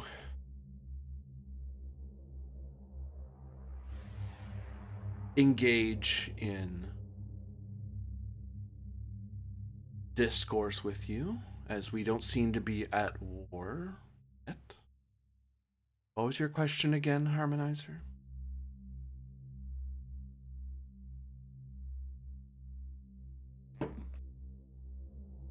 You wanted to know our relationship with the In Theory?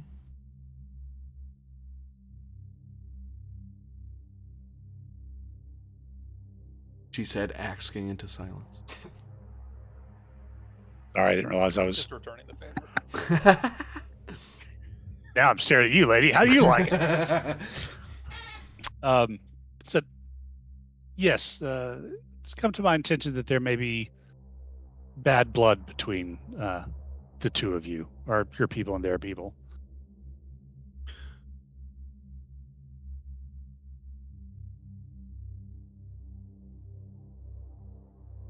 I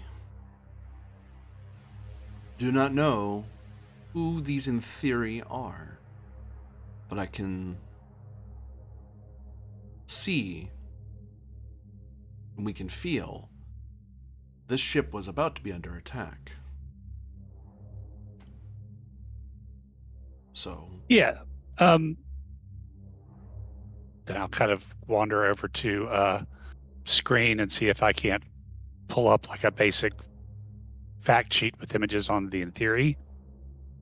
you're able to do that. No roll. It's easily done. Yeah.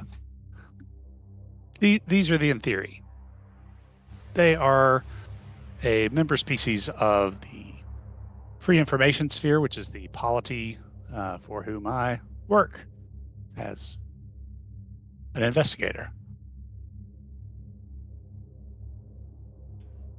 I am not familiar with these creatures or their polity.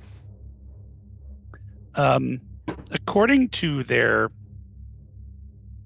mythology, some group called the Celestial Empire supposedly destroyed their world. You'll have to forgive me, I haven't quite had the chance to read up on that. A friend of mine's gathering some information for me. And then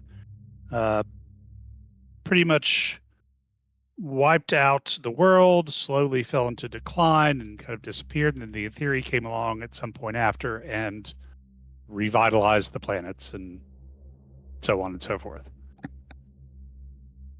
Do your people have any such records? We are the harbingers who ushered the end of the Celestial Empire on Taitara and ensured it was not sullied by the unworthy. So you ushered in the end of the Celestial Empire, is what you're saying.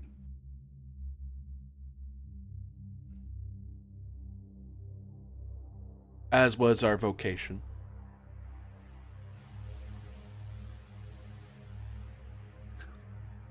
Is our vocation, I suppose. All right, you'll forgive my confusion, but the Celestial Empire, does it currently exist? We exist, therefore it exists. We are the last. Ah.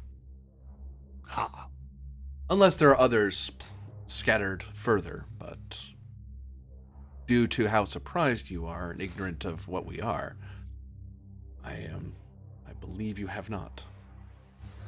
Well, to be fair, if your effects on the lava creatures had not come to our attention, you probably would have gone unnoticed for who knows how much longer.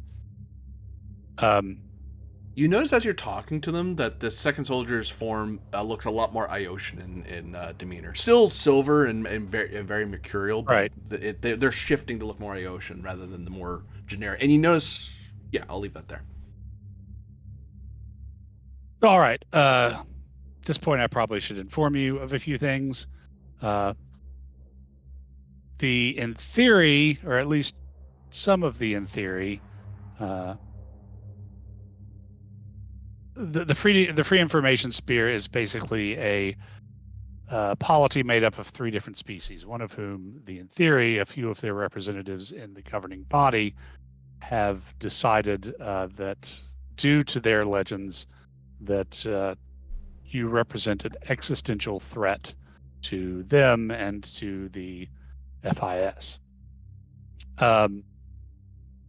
Now, you were right. There was a faction that was at least potentially ready to attack us. However, this ship is, even for an in theory fleet, is more than a mouthful. I would hesitate to go up against it in charge of such a fleet myself, particularly after meeting some of the officers on the ship. So, in everyone's interest, we decided that the best route was to avoid combat, and convinced the same governing body to turn it over to a group we call the Harmonizers for investigation.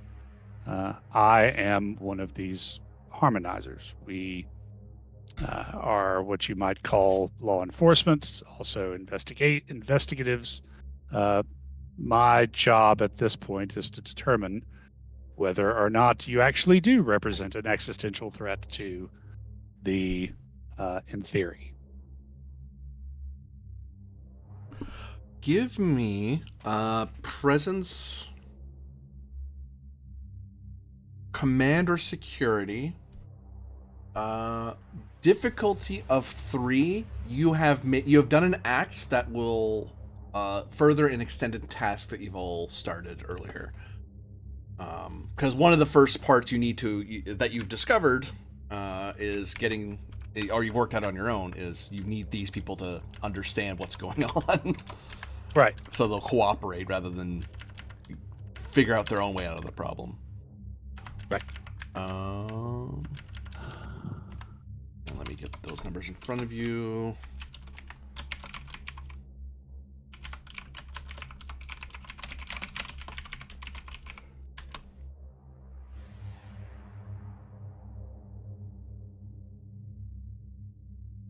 And people are able to roll for this, but it's only if you're able to find a way to further the goal. Okay. As talking to the people. So, let me pitch investigative techniques. My argument being that, I've decided to go here's who I am, here's what's happening route. This is, the technique of, I'm letting you know exactly where things stand. Look at how cooperative I'm being. Or maybe interview techniques. Interview techniques I take better, yeah. Okay.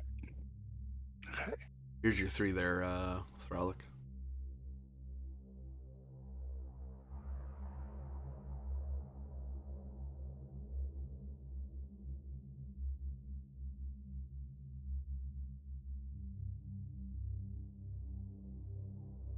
Okay.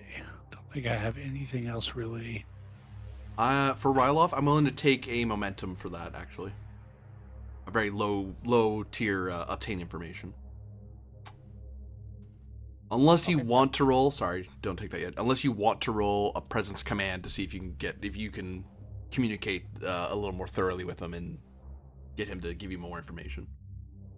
But one will get you a straight answer. I'll just use a favor with him rather than resources. Oh, yeah. So never mind. Keep that moment. I'll answer that after this roll. Yep. Okay. I'm going to bring this up because it might work against me in this situation. Trait of cynic. Difficulty increase.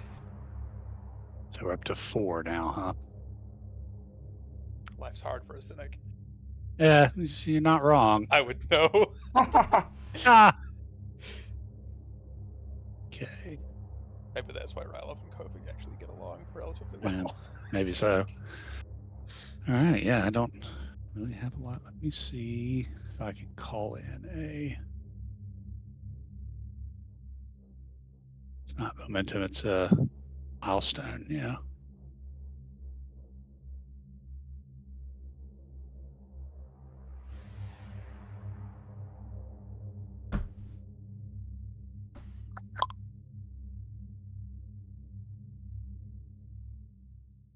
Oh, crap. After Ryloff's thing, I have to pick on Ven for a second. I forgot. Only fair. So just okay. lodging that because I just remembered I have to in an episode and I can. Actually, can I use a milestone stone? I used actually last episode where I spent it says spent towards directive to calm Mercury-like aliens. Yep. Okay, and I will actually once again spin that towards a directive, because I'm assuming at this point my directive is find out the truth of these people. Yeah. Okay. So there's 2, and then Because in essence, you're all acting under the directives of the assembly, really. yeah, take 3 momentum and 2 threat for the rest of that mitt.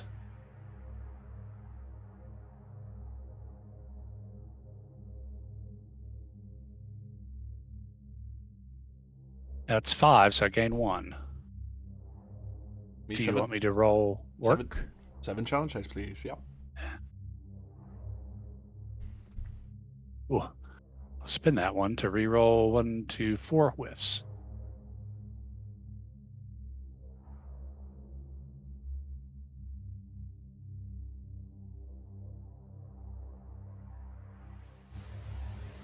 Two work so far. Yeah. I would say by all means spend a couple things to like piercing question mark. Has Yeah, I resistance, don't right? Yeah. have any momentum though. Can I spend threat for that? You can, yeah. Ah, fancy. So let's see. What do we got total? 1, 2, 3, 4, 5. We got 3 resistance. So I'll spend 2 threat to get rid of the resistance.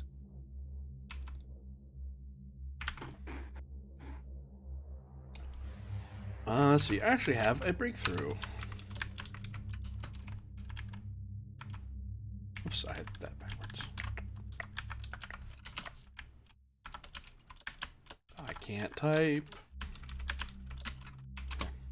Don't worry, we're patient. Oops, I got it backwards again. All right. You communicate this, and second soldier tilts her head a little bit.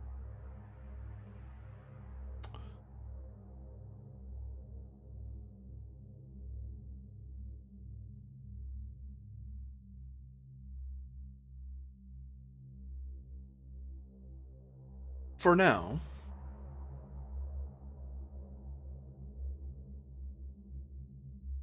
we will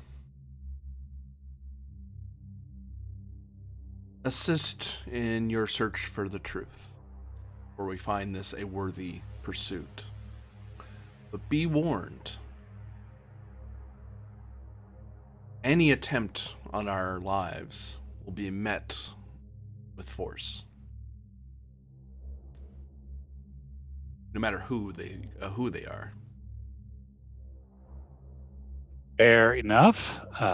That's not my goal, and I will tell you that I will do my utmost should things really go down the tubes to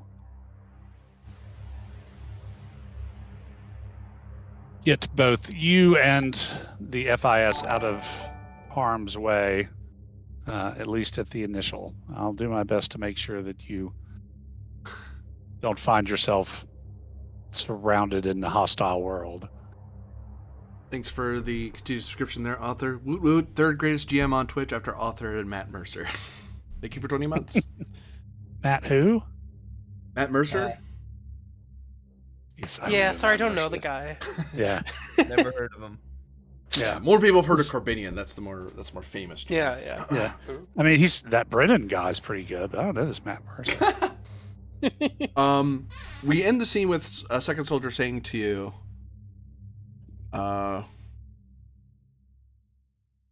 in the end, if these in theory truly are worthy of Tetara, then we have no reason to purge them. Oh. And we sweep over to Centaurian Ryloff, who is getting a communicate back from Admiral Trailblazer.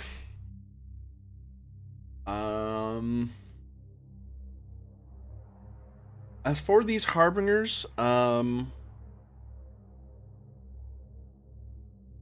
he will tell you that He has not encountered any. He and the Alcarans have not encountered these harbingers before. They aren't Alcarans. He can tell you they're not a Karin or a Demona type biodroid. They don't have liquid androids like these things are that you're describing. But the technology seems similar to a species that existed several millennia ago. But the Alcar don't know a bunch about them, merely because that they didn't rise to the level of a galactic concern. So the Alcarans never really looked into them much. He's never encountered them himself either, because he's only recently been in the Shackleton. You know more about them than he does. But he can tell you for sure that they are... The Celestial Empire is a name that's come up before. He's just never run into them before, and the Alcarans only have them registered as they are in... Actually, the one thing they will tell you, they are based out of the planet that is now known as Tatara. Or they were based out of there. Okay. So, Fallen Empire remnants. Yep. That's his best guess. He's not sure otherwise. And the Alcarans... And they wouldn't re-register them until they rose to another level of threat or concern. So if they vanished away, they'd note that they vanished away.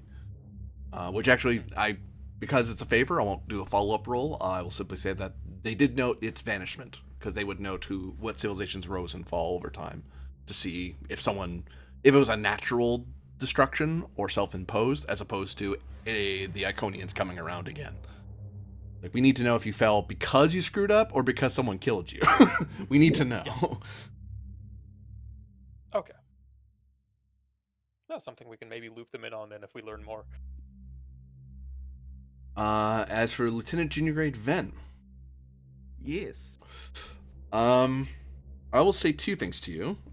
One is something you would just get empathically. These creatures are here. You can sense them, which is a thing you don't normally get off of synthetic life forms, unless they are highly sapient. And the only one you would know of off the top of your head are Sung-type androids or similar, or Alcarans, now that you know about them. But even then, some very although that's a fuzzy number because the whatchamacallit, the little box guys who float around and even then, this is different to any Exocomps. Exocomps, thank you. Exocomps don't give off a empathic read, but they are considered sapients because they don't have a psychic aura. That's not how they work. So it depends on the synthetic. But this feels different to how I've experienced it from other similar beings, right? In what feel to it? In what way? Just so I know, I'm answering you. Well, because you're saying like, oh, the Alcarans feel that way. Sung-type androids feel that can feel that way. Is yeah, they're a different type of synthetic psychic impression. Yeah. Yes, so, correct. It's not just like those. It's a thing that makes me say, oh, yeah, that's different. I'll even go so far as to give you an insight medicine roll, difficulty 2. There's some commonality among the 20 that you might sense, but you might lose it in the chorus of the ship. All I can throw out there is psionically hardened. That doesn't hurt or help you. Okay, good enough. No focus. Spending a threat.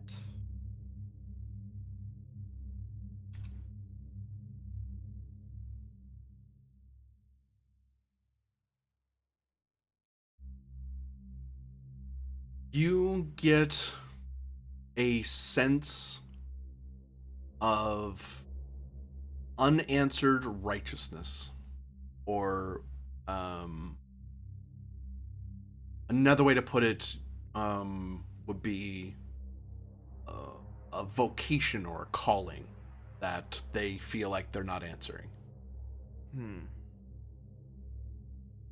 But it's incredibly strong. Like it's something you're not familiar with because most species don't have that strong a connection to that feeling. Some people feel it if they're particularly spiritual or religious, They may feel compelled to it, but this is like universal among them.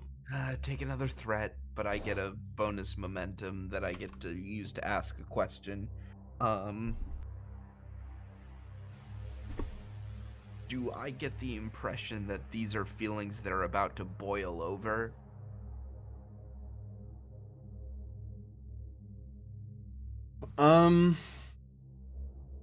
If to boil over would be to be incredibly hot and burn your hand, or set something on fire, this is almost a strange opposite. It's almost frozen cold. It would still burn you and be painful, but it wouldn't set things aflame. It is something that is dangerous if mishandled incorrectly, can hurt whoever approaches, but it isn't going to set fire to things around it. Okay. So it's not going to immediately explode and destroy everything around us. Good to know. The other thing that you feel is a fitness medicine roll, difficulty of 2. Me? Yep. As you feel strangely sick. Hard help this time.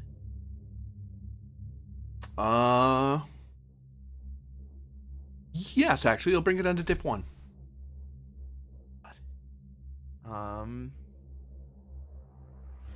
Okay. Fitness medicine, you say? Mm-hmm. Take another thread.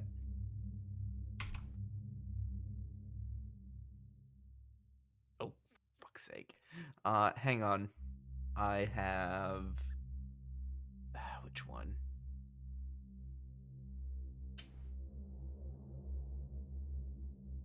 Hang on. Which one is it?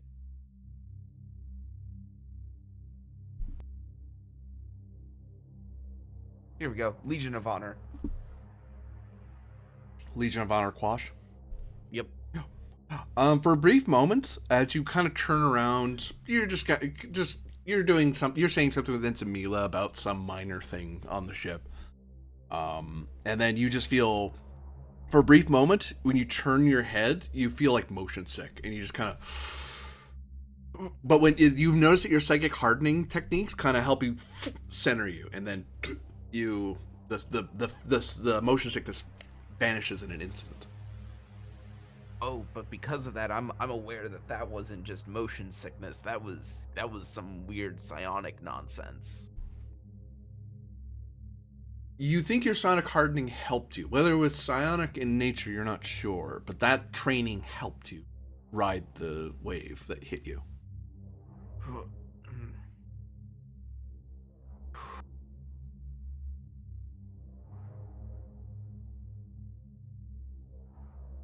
And noting something on your sheet.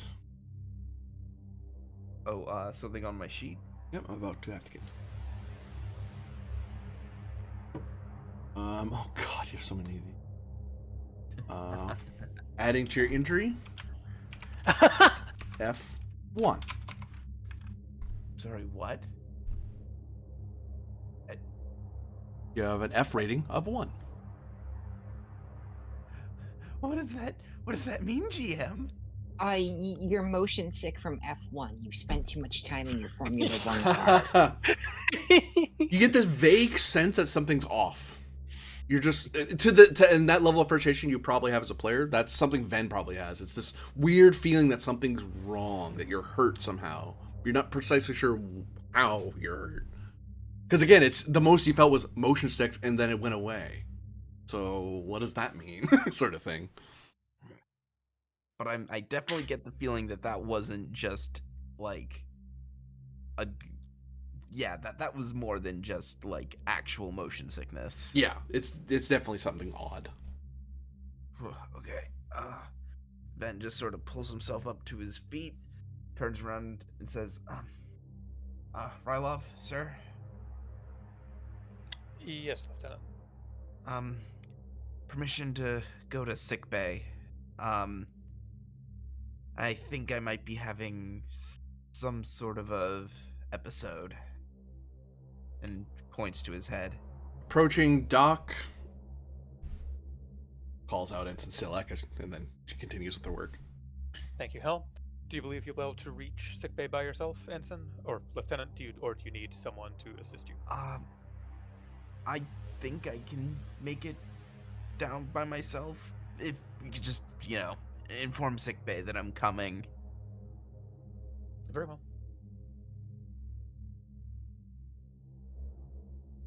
Let me And know if the. Hmm? Let me know if your duties will need to be amended due to any complications. Of course, sir. Hopefully this is just nothing. Yeah. And he'll send a quick message to sickbay just to let them know to expect him and look for him if he doesn't show up. Yeah. It's like he's on the way now. This is how long it should take him to get to sickbay. If he doesn't get there, look for him. Thralic, for a threat, something can I might be able to point something out to you. Oh, always. You should probably go to sickbay. Got it. Cool. I'm GM, glad I'm not silent. What does that mean? What Cool. do you mean? GM? Which one? I said what I said. Okay. You were informed that the Da Vinci has docked with Station. All right. Given the timing on that, I'm going to trust that my instinct means that it's the Da Vinci sickbay, so I'm going to head there. Wrong. Haha. Doomed us all. It's always possible. Need that anymore, but I need to keep this guy. Yeah. Ven and Thralic, you arrive roughly at sickbay at about the same time. Captain. Lieutenant, I should probably move on here. 'Cause that means has I'm in anything the ship. unusual just happened? He just sort of quirks an eyebrow, says, "But why do you? Oh no. Oh, so that wasn't just a headache.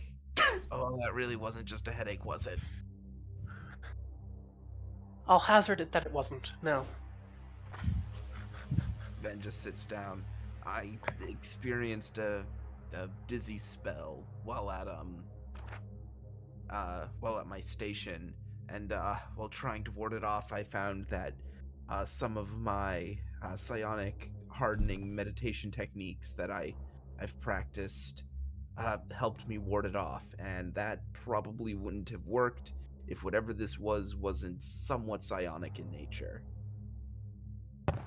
Right.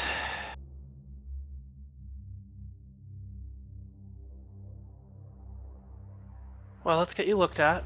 We'll see if Starfleet Medicine has anything to tell us about this, although sometimes it doesn't. Mm-hmm. Oh, that's reassuring.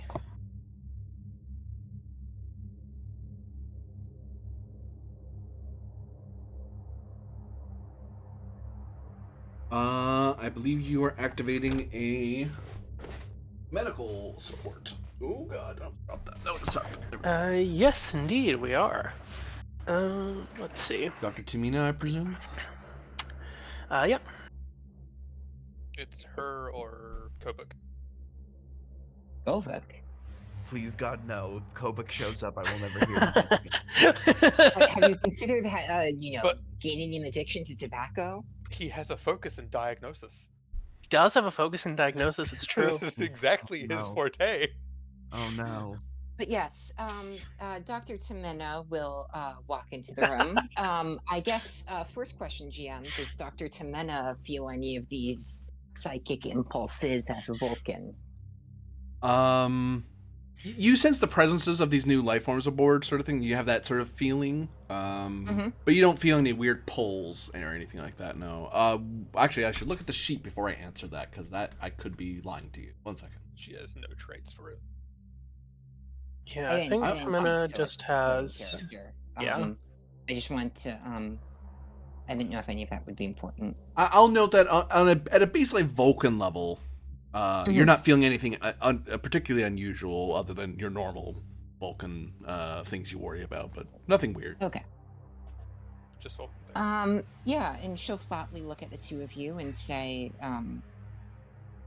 welcome to sickbay. How can I help the two of you? Take a look at the lieutenant here. He's recently had a incident regarding some form of potentially telepathic or otherwise extrasensory awareness complication. I want to take a look at the lieutenant.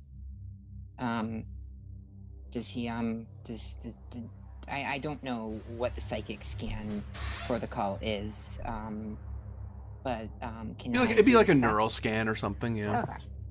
Oh, you sure did put that in chat. Okay. Dr. Timena. And as she's scanning, then she'll look at you, Frolic, and say, I assume you were here for similar reasons. I've encountered no difficulties as of yet, just a intuition. Alright, I'm not gonna have a focus in this. I will direct you here. Yeah, thank you, because she does not have much at the moment. Yeah. It's almost like a specialist could have been called. No. I kid. Who's the specialist in this scenario? Kobik, he's a diagnostician. He's good at like diagnosing like blonde Lupus. woman murdered in suspicious ways in alleyways or something.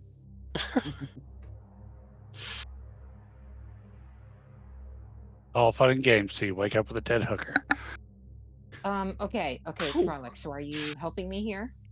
Yeah, I'm directing you, so I'm giving you an assist as well as giving you a reroll from my advisor talent. Awesome. Okay, can I spend my determination on the value research saves lives on the grounds that researching into Ven's psychic oddities is the only thing that could save his life? Well, I guess I don't know if he's dying, but he might be dying. Say that again, sorry? Can I spend my determination on the value of research saves lives? I wouldn't take it here, no. Okay. Because we don't know if he's that far gone yet. I will note, Sayrana, that the sensors plus medicine assist from the ship is also lowering the difficulty to 3. Oh, is it? Oh, okay. It should be, yeah. Because it's a sensors assist from the ship. Yep. Oh, okay. Diff 3, okay. Getting a reroll and an assist. Mm-hmm. Okay. Take 3 threat. Fair die. Okay, that's 4. Okay. All right. Not bad. And here's my roll, and then look at the ship. With sensors medicine. All right. So we generate 3 off that.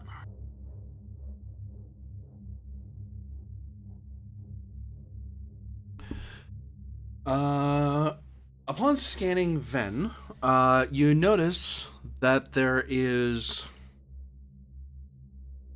a... Oh... What's the frick? Hold on. Really big problem. Yeah, Insignificant problem. When the doctor looks at you and then groans and then has to look something up, you know you're in trouble. Those are like all things you don't want to happen when you go to the doctor and say, I have a headache.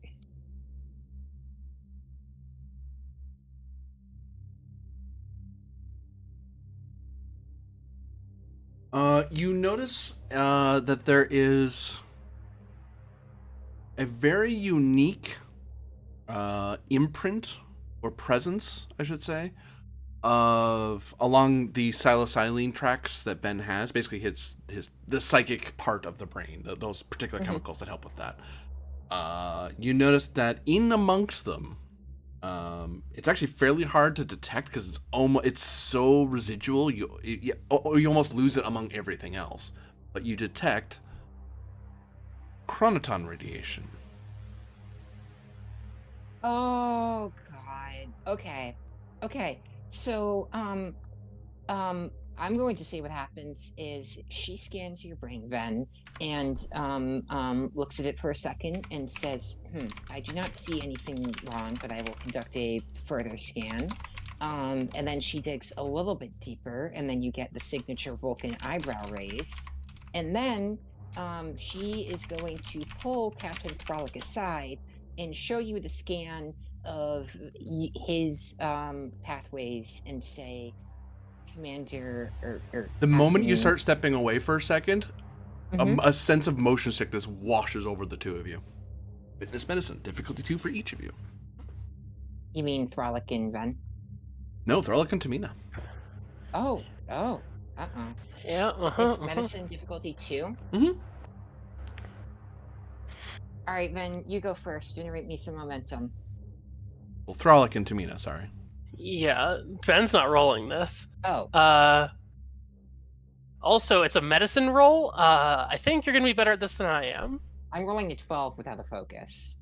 I'm and rolling without an any. 11. All right. I have medicine of 1. Let's spin yarn into So, gold. But I also do have main character stuff. So, like, if you want to use the momentum we have, go for it. Okay. Okay, it's the only trait I have. Trait of attentive, on the grounds that I am like more aware of my own body and how to handle these situations than the average person who might not notice it at first. I would take that. I follow. There's a reason that works. So that's diff 1. And I'm going to spend all of our momentum. So greedy. All right. I get 2 back. Cautious reroll.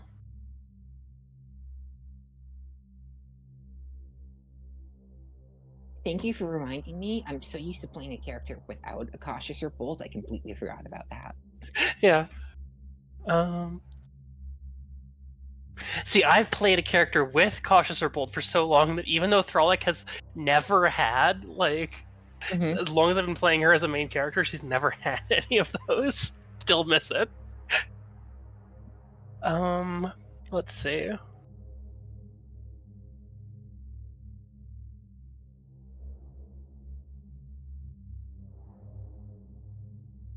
What am I spending on this?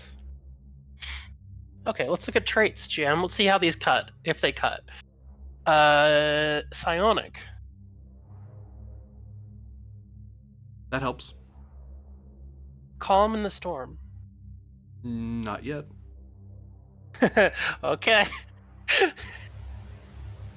Fun. Glad to hear it. Extrasensory perception.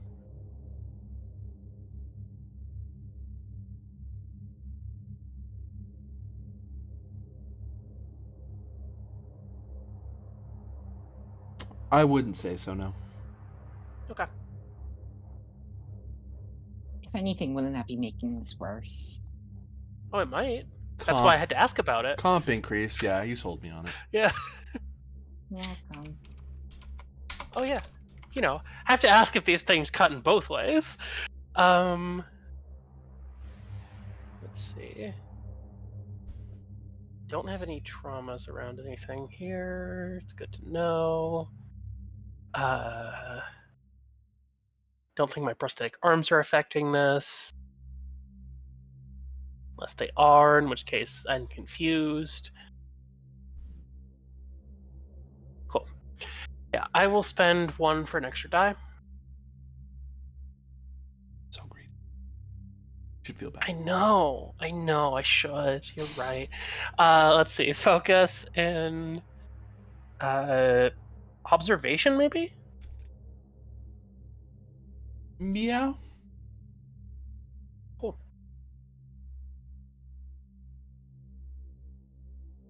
Generate 2.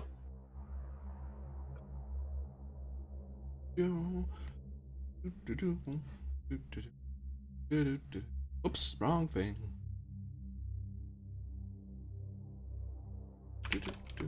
I've added something to your injuries tables. I love how we get something added for succeeding. F1. Oh God. I think we might be having a time travel virus problem. Okay, so yes, she conducts the further scan, does the Vulcan eyebrow raise, and then pulls on you, Thralic, to move into another room to talk about it. And then you're both hit with the sickness, which is when she has a brief look of concern on her face, and she says, "That's not good. This might be spreading." And that's when I want to step out into sick bay and order a quarantine of sick bay, an emergency quarantine of sick bay, because I'm afraid that whatever this is, it is contagious. The bridge is informed that sickbay has launched a quarantine alert. They have sealed sickbay. I'm going to come up to the bridge as well. No, you're staying here because I just ordered call. And I think I'm not going. I'm calling. Oh, I just go up. Okay. And yes, she will tell you. Ven has chronotons in his brain. You can see right here, all over the cytosine tracks in his skull.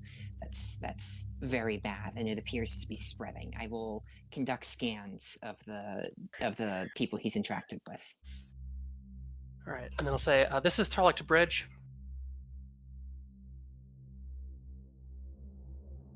Everyone on the bridge is dead, including Ryloff, especially Ryloff.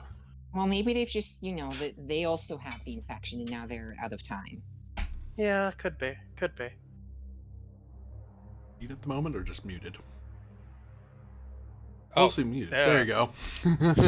I didn't realize I was muted. God damn it. No, sorry. This is Ryloff. Go ahead, Captain.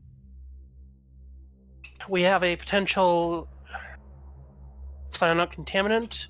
Implement myth-type psionic shields on internal barricades around sickbay. That might require engineering to set up new emitters. Of course, Captain. Is there something... Is this in regards to Ven? Situation's still developing. We're unsure yet. It might have something to do with our guests. It might not. Keep me in the loop, and I'll set those shielding up. That shielding up. Very good. Thralic out. Or get the order for it anyway. Yep. Control security difficulty 2 assisted by structural security. Control security. Because it's shields. Yes, tactical systems focus. Potentially. Or precautions. Say again the first part, sorry? Tactical systems or precautions. Precautions because of the trait the ship has of well drilled. Fair enough. I was like, tactical systems, probably not this, because I think this is internal security. Yeah, this is an internal security thing. Yeah. Well, I mean, that might be useful, except probably not specifically for this yet. Just the temporal officer trait that I happen to have. Not yet. Soon, probably. Not at the moment, no. Yeah. For some reason. But none of those other ones, so I will give you a threat just for reroll purposes. Wasn't needed, but it's nice to have. I muted, I'm the author. And Captain, if you could press the other funny button.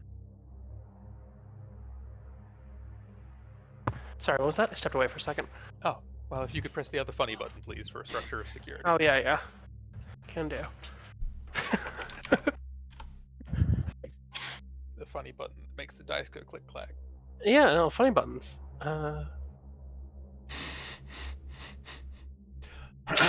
Structure security. There we go. Hey, ship helps. A lot. Wow. Yeah. So that's 4 generated? Yes. Yeah. Yep.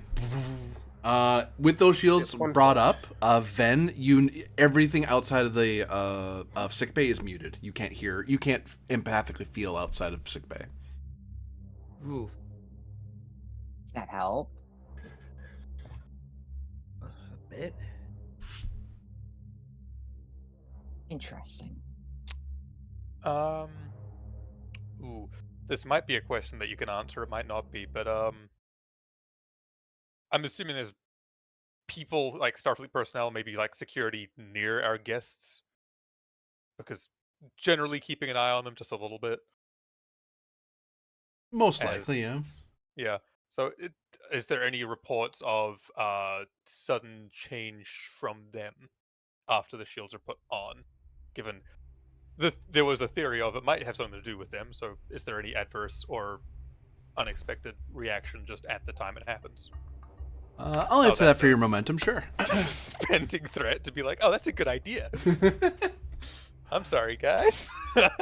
As we cut down Well, to Second Soldier and Kovic, Kovic, you actually notice, and Rylith, this is reported to you this will be reported to you somewhat after the fact because someone saw this. Yeah. Just some random guy who happened to be in the room said, hey, just pointing this out. Not sure if it's a big deal, but I'll report it. Kovic, you notice Second Soldier kind of she's looking at you while you're talking, right? And then you notice she kind of looks, her head just turns and looks in a particular direction toward a bit of wall and a bit of bulkhead. Then she looks back at you. Everything all right? I believe someone was just attacked. It's not directed at us, so I have no need to mobilize or destroy what's there. It seems contained, whatever it is. Very dangerous. Attacked how? I don't hear any chips alarms going off.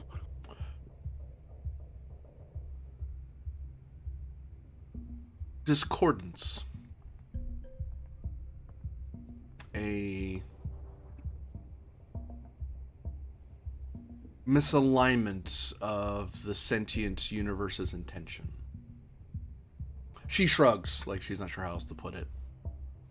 Well, that does sound serious. I'll walk over to the nearest comm panel. Actually, it happens to be Kovic letting me know. Kovic to bridge. This is Rylov. Go ahead. Our guest has just informed me that she sensed that someone was just attacked by something she refers to as a discontinuity. And was it again, GM, an interruption in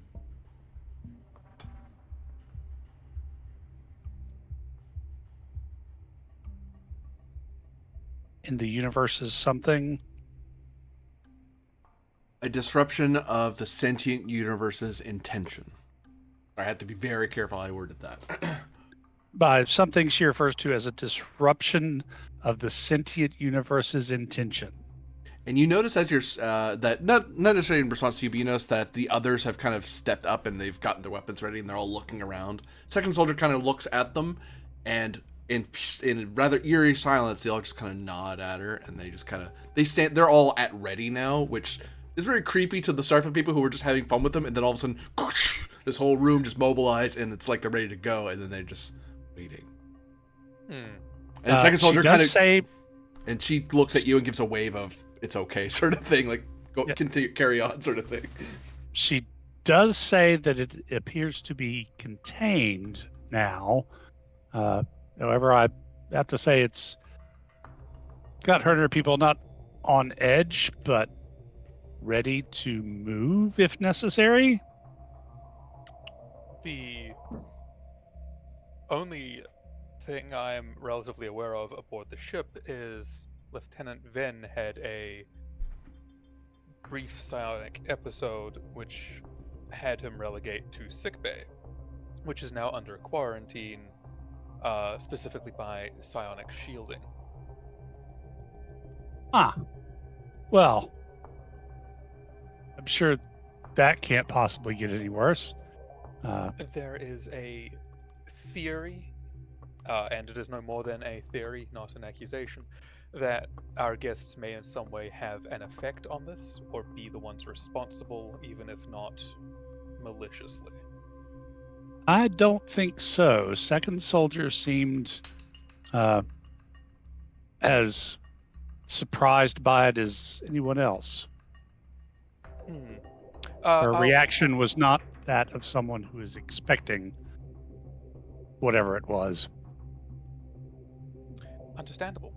I'll forward you some information I picked from a Starfleet admiral.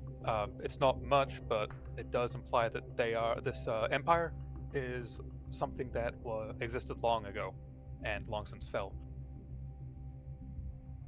But they do share a homeworld with the Theory, Ah, which might explain some defensiveness.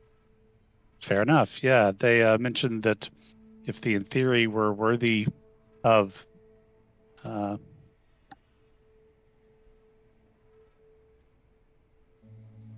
Taria, then they would have no reason to purge them. So there's that.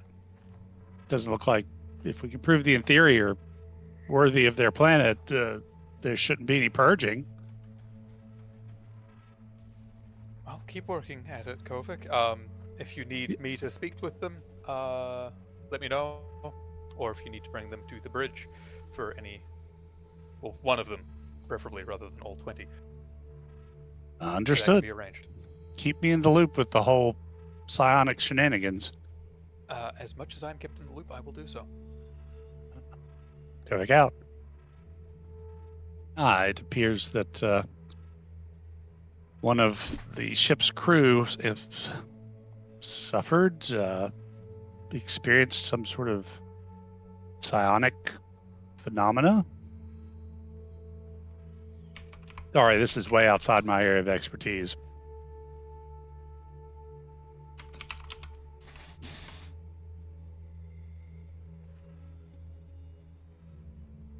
I see.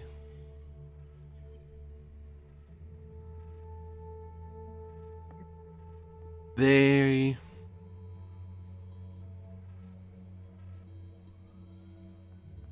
are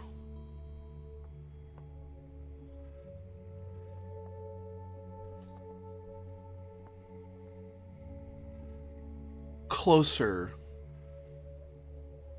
to, or it feels like, their discordance is growing slowly. If it grows enough, whatever agreement we may have, for the good of us all, we will have to destroy them. But there is time if you have some other way to deal with it. Well, hopefully Federation Super Science will save us all once again. And I'll also communicate that little gem to Rylov. By us meaning the Federation or the FIS, specifically in regards to Second. I Soul think was she's talking about Vin. Oh, again? Okay, Gate Boy. And consequently, also the rest of us in Medbay.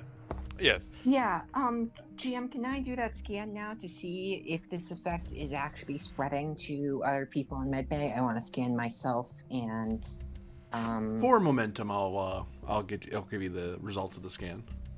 and It seems that so far it has spread. The same signs are present in Tamina and Thralic, but the moment you start isolating yourselves away from the rest of sickbay personnel, no one else seems to have been affected yet. Okay.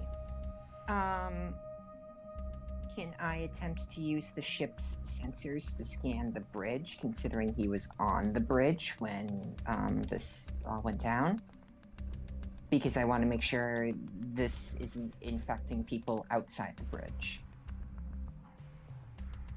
Within the bridge. Yeah, sorry, outside of sickbay.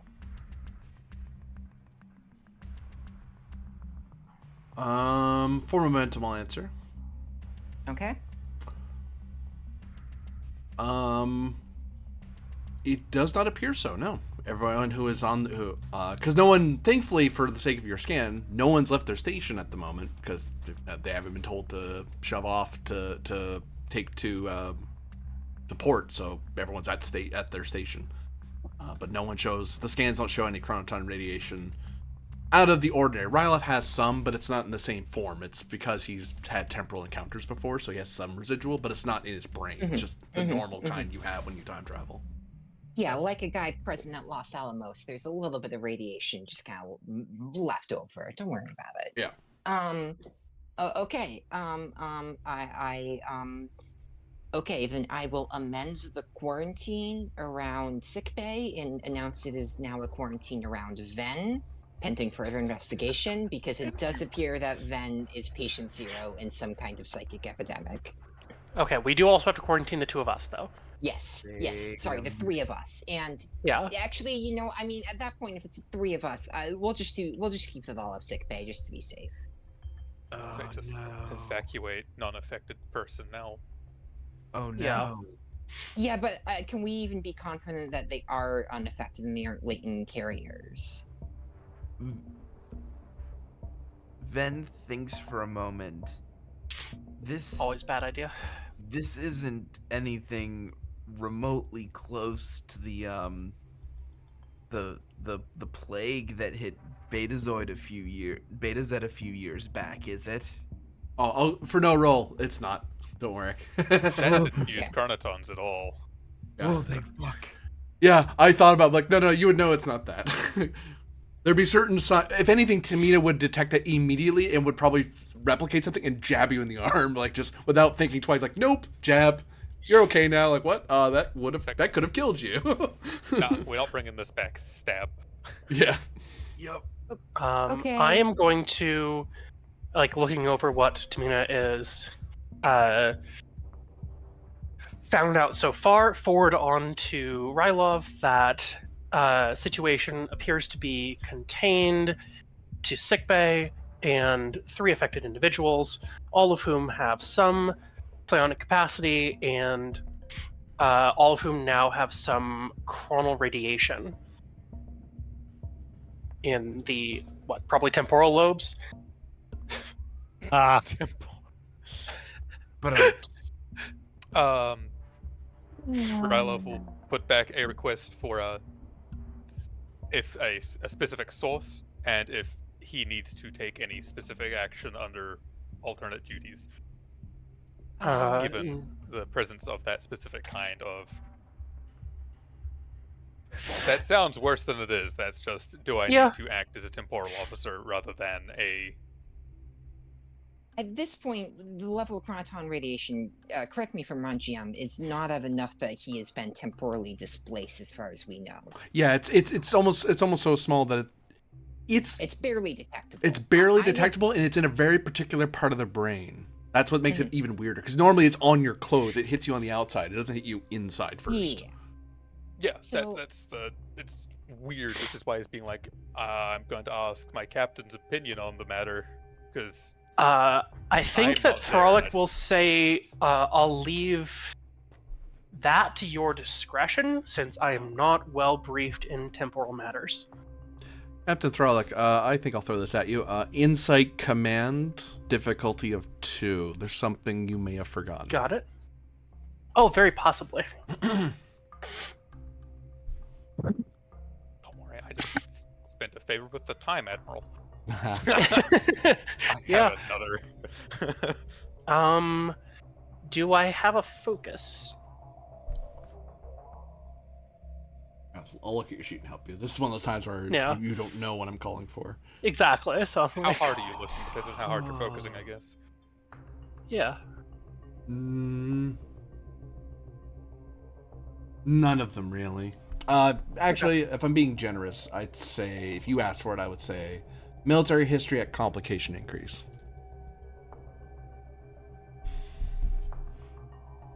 Sure, I'll take it.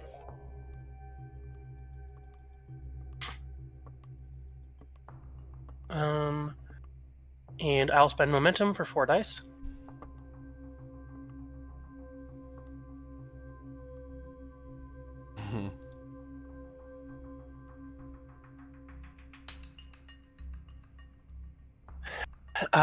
Trait of calm in the storm. I wouldn't take it here, no. Cool. Relentless or decorated military family. They don't hurt you, but they don't help either. All right then. Not yet, No anyway.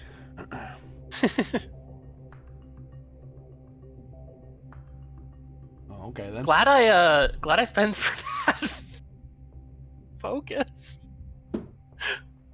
You recognize that in your haste, and even in the doctor's haste, the initial patient whose medical information you are freely sharing has not been informed what's wrong. They're just in a room, ignorant of any danger that they're in. No one said word to them, and if you continue to do that, you're coming up to a Starfleet violation, an ethical violation. I will cut myself off then, and Starfleet violation. Fuck. Yeah. I was under the impression I was relaying what was present for myself. Yeah. Cool. So then, yes, I will encourage the doctor to go out and brief Ven, because, yeah, we need to all be on the same page about this. We sure do. I wanted us to talk about it privately because I didn't know if we were in temporal violation by interacting with him. But now that I know, now that I know that we're not, the doctor is going to realize the mistake she's made, and walk into the room and, in excellent Vulcan bedside banner way, say, "Lieutenant Ven, I have something to talk to you about." Your brain has gone all timey-wimey. The Doctor Who theme starts playing. Am I about to die? Well, you might be about to die. I cannot guarantee that. People die all the time. However, no, you do not have any imminent terminal medical conditions. Yes. Christ. Yes. I can say, however, that you have an abnormally increased amount of chronoton radiation located in several regions of your brain. This is a possible symptom of time travel, although the lengths of the amount of chronotons in your brain is so low that I do not believe that is the case. However, this effect does seem to be spreading to other members of the crew who are psychically active, such as myself, or psychically active, god damn it, who are psionic, and so until further notice, the entirety of sick bay is under quarantine. Oh, that's not good. I cannot promise that there is a cure for this, or that you will ever be able to leave quarantine. However, I will do my best to research a possible cure. Set expectations, I guess. Yeah. That was very blunt. I prefer to be honest with my patients. Lying about the end results of any procedure is, well, it doesn't do anyone good. Uh-huh. Well, thanks, I guess. Do not thank me. I am merely doing my duty as ship's medical officer. And she will turn around and leave. Right, I forgot to grab momentum.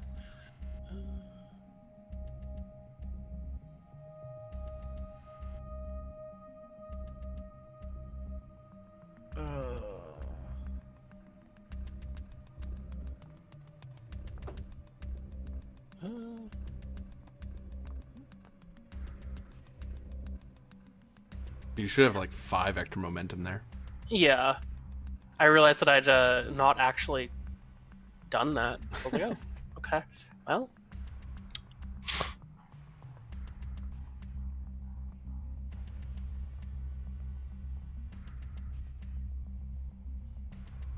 What do you all do? All right. I'd like to Well, I'd like to talk to Ven about getting consent to mobilize this information to see if there's any security threat to the ship, basically. But that involves acquiring patient consent, which is not a thing Thrall usually has to think about. It's Yeah. not a thing Dr. Demena thinks about either, considering what I just did. Uh-huh. Yeah. Look, It's only logical that I don't know. Go ahead, sorry. it's for the safety of the crew. Do what you need to do. All right. I'll just be discussing with Centurion Rylov the particulars of how the three of us are being affected. And then I will, comms back up to Bridge and say, Centurion, if I could speak with you privately. Of course, Captain. He'll just make a gesture to Arius to take the con. He'll just step into her office because Yeah. it's empty. Like, Yeah. Okay, go ahead. It remains slightly too cold for comfort. Yeah. Yes, we'll change that while you're not here because it's funny. Exactly. Especially for a poor Romulan, like, oh, jeez, it's way too cold in here. Warm it up a little, computer. Ugh. Exactly. She's not been on the ship for a day and a half, so yes, the temperature has changed, actually. Yeah. Yeah, fair enough, fair enough.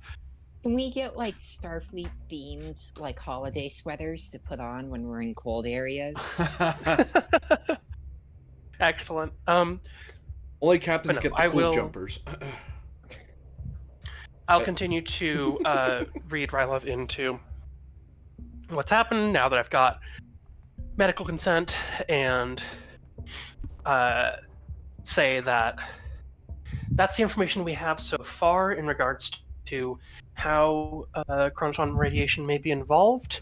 If you believe that that requires you to exercise your duties as a temporal officer, then, well, you're more experienced in that than I am. But the doctor doesn't believe that there is any specific time travel, more likely some other phenomenon. Unless you can find something specific, I'll continue acting as normal. And then he'll pass on the stuff from Kovic in regards to Second Soldier and the Harbingers being extra antsy, but also their particular warning about a discordance growing and them removing it, and how the discordance is possibly then again. Right. To paraphrase that one, because that might take a minute to actually repeat. Yeah. GM, do any of those like weirdly specific phrases trigger anything with Thrall ESP?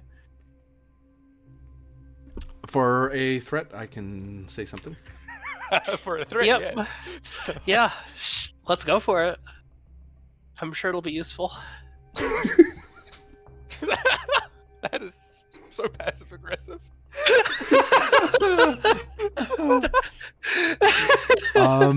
Ven's told you about it already.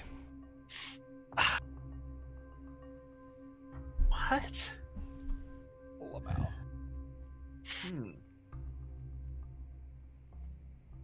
He spoke in many venisms that made it hard to discern. Yeah. Venism sounds like venison, Which Yeah. is tasty. Does this have something to? But Yeah, the one solution to your problem instance, you have to cut up your brain and eat it.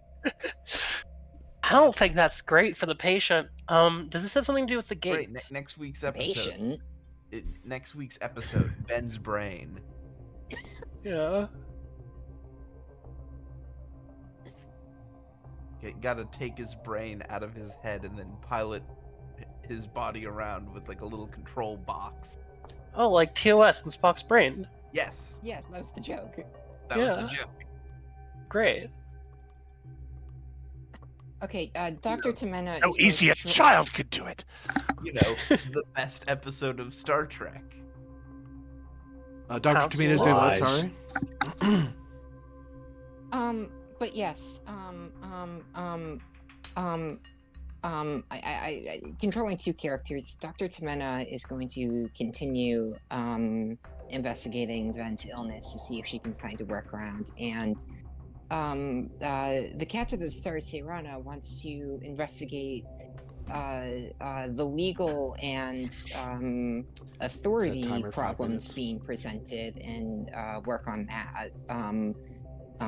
But I've been talking a lot recently, so someone else should have the spotlight for a minute. F1. So sorry. Okay, What well, racing? Sorry. what in particular is Tabana trying to do? I was doing something at the same time. My bad.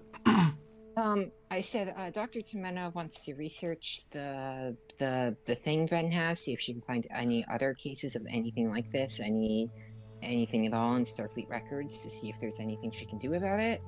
And Captain of the Star Serana wants to be coordinating a response to the ongoing social problems and see if she can help the Prime Minister in any way at this time. Give me presence command. Well, actually, I'll actually go presence or insight command. I'll let you choose. The current difficulty would be 2, but I'm gonna spend to increase it. Or 5. So this is working toward the extended task. Insight or presence plus command. Difficulty 5. This is you helping out the presiding speaker, and also, or alternatively, trying to get a read on what the political situation is, and seeing if you can advise the speaker on exactly what they need to be wary of or what they need to be looking for. Because you're a little more, you're getting a lot more in touch with the polity than your average Opentari. Okay. All right. Sure. I will do insight command, focus in politics. Trait of political operator or political operative. Yep, that can go to difficulty or resistance. Okay. Oh, what's the extended task here?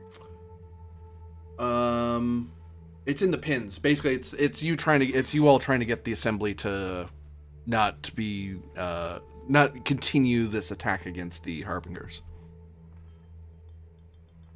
Oh, do you mean? Oh, I see it up here. Yep. Yes. All right. Not knowing any better about what the Harbingers actually are, I'll go for it. Sure, I will lower the difficulty or the resistance. Yep. That's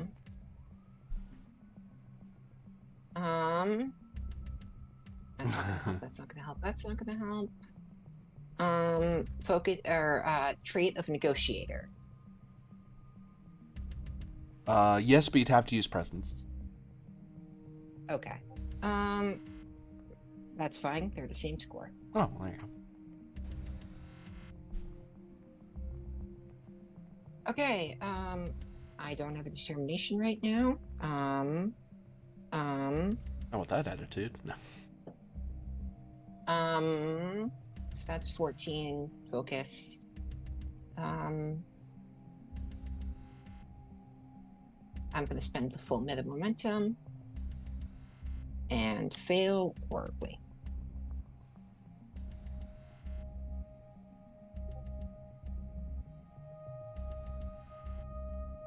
Letting it stand.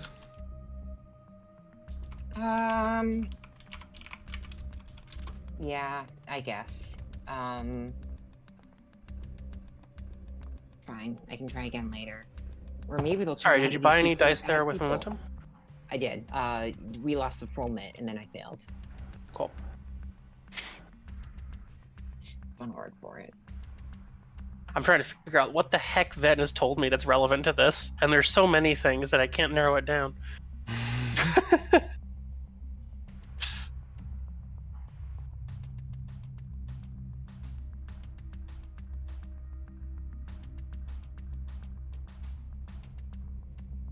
We cut back to Kovac and the second soldier. Second soldier kind of walks over to you as you're by the panel because you get finished with the conversation. Right. Mhm. Harmonizer, it would seem... Oh, hey, I can say brain now. No, that's not her saying, that's me. Thanks, author.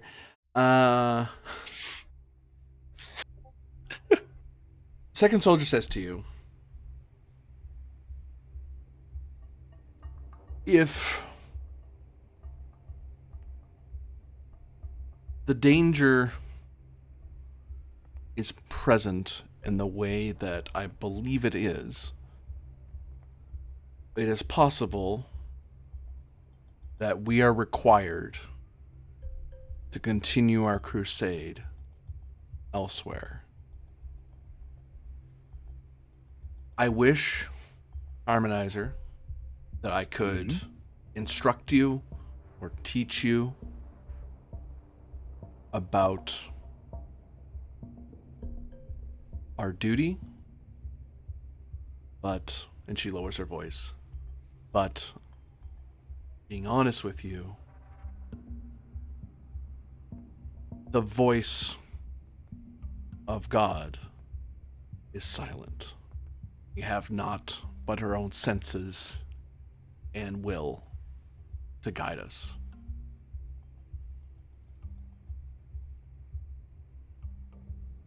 We need to learn why we're awake, or else chaos may be our only future. Well, in that case, second soldier, sounds like I'm going to be working 2 cases at the same time. Let me help. I'm an investigator. It's what I do. Find out what's in that room. It is a conduit. It is what we are meant to destroy, but I don't get the sense from the people here who are trading with us and talking happily that we're in the enemy camp. This isn't a hostile ship, but yet something hostile is here. Something we have to destroy, that we're meant to destroy. I have to be wrong, and if I'm not, then you need to help me destroy it. All right. Well, I'm looking into that. Why don't you do me a favor and maybe come up with what would and wouldn't make the inheritors of Tataria worthy of their inheritance. And then we can compare notes. And if you do feel like you have to suddenly go on crusade, shout a warning beforehand.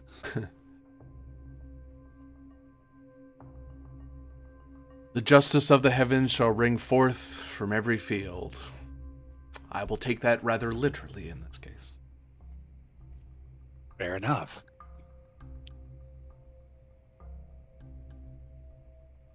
See you around, kid. Kovic will start figuring out how to get to sickbay. Under full quarantine. Yeah, Well, I you gotta mean, ask I permission can for get that. to sickbay. I can't go into sickbay. Yeah, you get as far as the door, and then it's like, and then Right. the computer Yeah. gives the little lights panels come on to let you know that this area is under quarantine. It doesn't like blare at you. It just like the little panels light up and then let you know why the force field's on. Yeah, it's like the Hotel California. You can check out, but you can never leave. I mean, you can check in, but you can never leave. And I'll contact Rylov and inform him of the latest piece of absolute terrifying bullshit to come out of Second Soldier's mouth. So it seems, considering that the voice of God is silent, and so that only the senses and feelings of the harmonizers, harbingers will let them know whether or not they need to go on, quote, crusade against whatever is in the ship, apparently in your medbay. We need to find out what it is and kick it out, or things are going to go sideways rapidly. Do you guys have to like perform a temporal exorcism on me? What the fuck? Oh god, I hope so. That'd be hilarious. Sounds like a pretty Okay. good solution. I is- can grant you access to the medbay harmonizer, but I cannot guarantee when you'll be able to leave.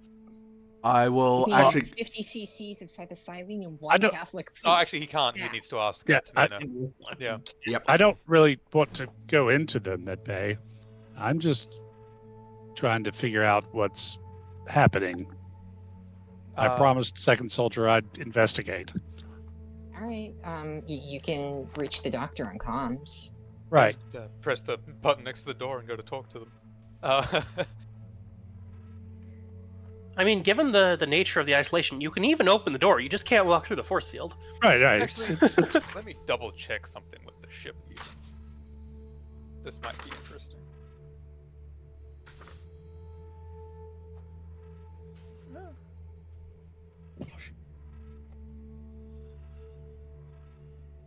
I mean, Dr. I feel like he could be holographically mimicked inside the room as well. Dr. Tamina? Hello? Hello? I'm very busy. Who is this and what do you need? This is Harmonizer Kovic, and I need you to tell me what's going on. Our guests are highly agitated by whatever you've got quarantined in there.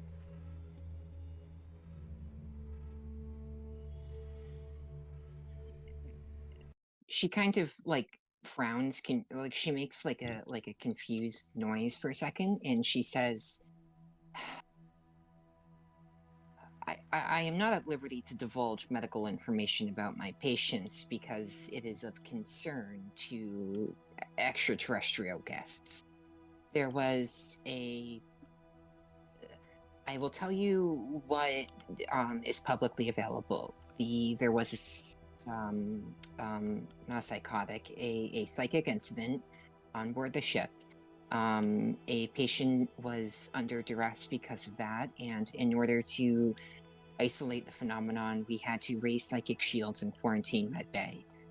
More information can only be divulged as it is uncovered.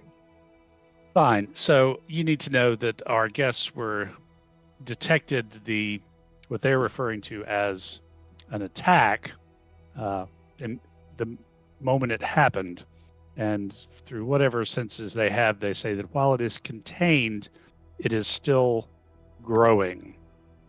And they have referred to it as a discordance or a disruption in the sentient universe's intention.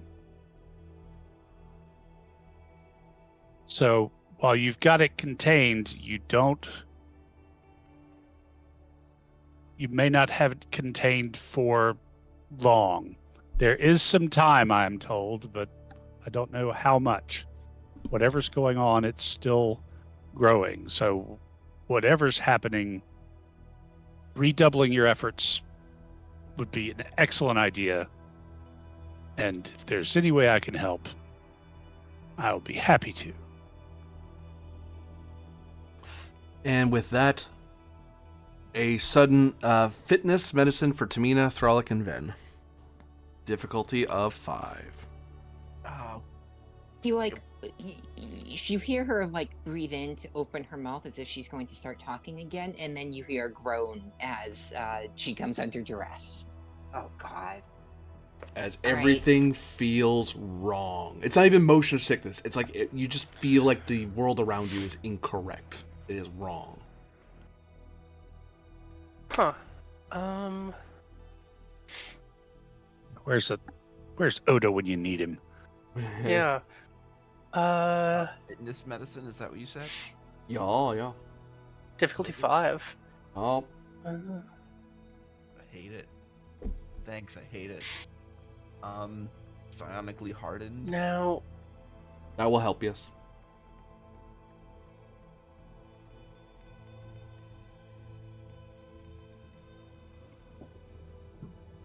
I think quick on my feet for a value. Yeah. Okay, and then I'm gonna spend 5 threat.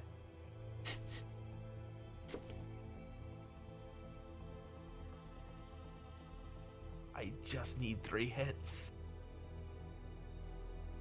Wait, no, I need 2 hits. Yeah. No! Well, that's 1 hit.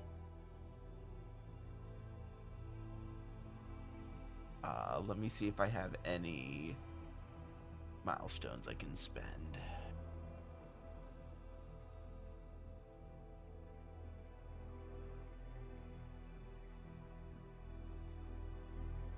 I do Nope, there it not is. have any milestones that would apply to this. For the looks of things. Darn. Question, GM. Mm-hmm. If I'm spending a milestone to gain determination to give to Ven, would a milestone from Greth or Wing that I have marked as Psionics, Meditation, and Visions be Yes. applicable? Cool, I'll do that. Ven, you have determination. I think given what that associated with in Grethor Wing as well is probably relevant. Yeah. Cool, so I can re-roll those 3. Awesome. Oh, this is Pat? a midnight watch thing, isn't it? Question, GM, am I facing a burning door? Oh. Third tenant. Oh my god, I forgot what the tenants are. Yeah, I God was like, damn it, oh just my a god, second. this is a midnight watch thing. These harbingers are fucking old What are school the watch. tenants? Like, I assume I he was doesn't just mean put it people in an together. apartment building. Exactly what he No. means. feel like Just a I'm- second. Just a second. I have to look up what the third tenant is. Oh man, really, Trailblazer is 100% the right person to talk to with them. Yeah. I Time to have this talk to Carter. somewhere. However, to that end, I do have a notation on my sheet that if I am facing a burning door, I don't have to roll. You don't roll. I was right. I don't like that Yep. I am, but I was right. Okay, so Ven, have you already rolled yet? You have. not only have I Vin rolled, I've is- also generated momentum. Well, that's great. I've generated 2. So 2 is on the board. Okay, I'll mark Okay. that. Just a second. I'm scrambling to pull up Midnight Watch stuff that I still... Okay, I'm going to roll now, and Yeah. full disclosure, I'm probably going to fail because I don't have any. I don't have any determination. Or actually, I guess I'll I give you a do. determination. No, wait. Hold on. The more important question: does the value research save lives come up here? If I've been researching this, and it might save our lives. I'll have to say no, sorry. That's okay. Okay, so I'm rolling an 8. I don't have a focus. Does the trait of attentive help? Yes. Okay, so diff 4.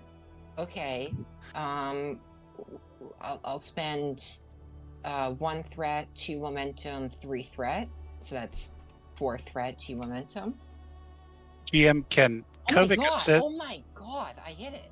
Oh, okay, never mind. I was going to assist, but you don't need me.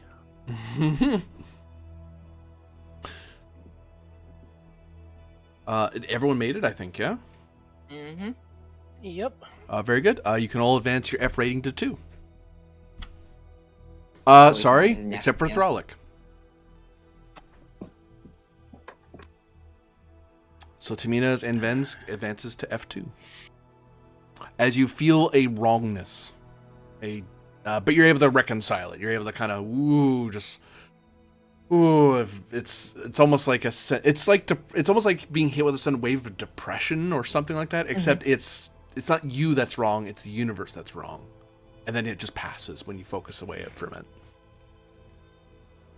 And Throg, it's like you see the wave coming and it just blows right through you. Like it just passes right by you. Like it never was going to touch you. Huh. Fantastic. That's not confusing at all. Me, the player, knows about this stuff. Rylov knows next to nothing. Yeah. Throg also knows very little about this, but does know a little bit. Like knows she's more than talked to, yeah. If you ask Sirana about this, she will first say, "What's a midnight watch?" Yeah, they haven't encountered the free information sphere. You're right. Yep. Not officially, anyway. There's probably some agent somewhere that's come by because they're everywhere. Don't you know Codex 1?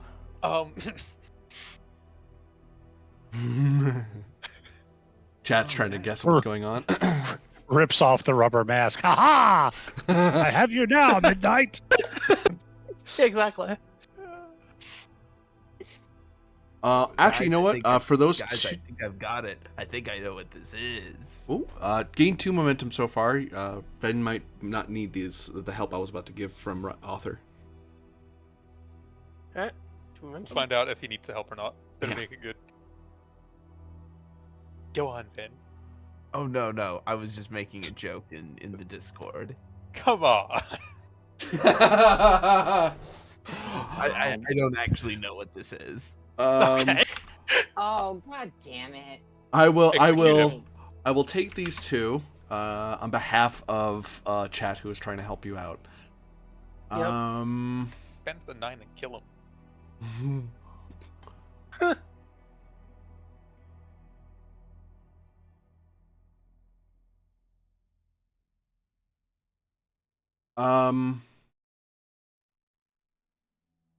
Then Yes.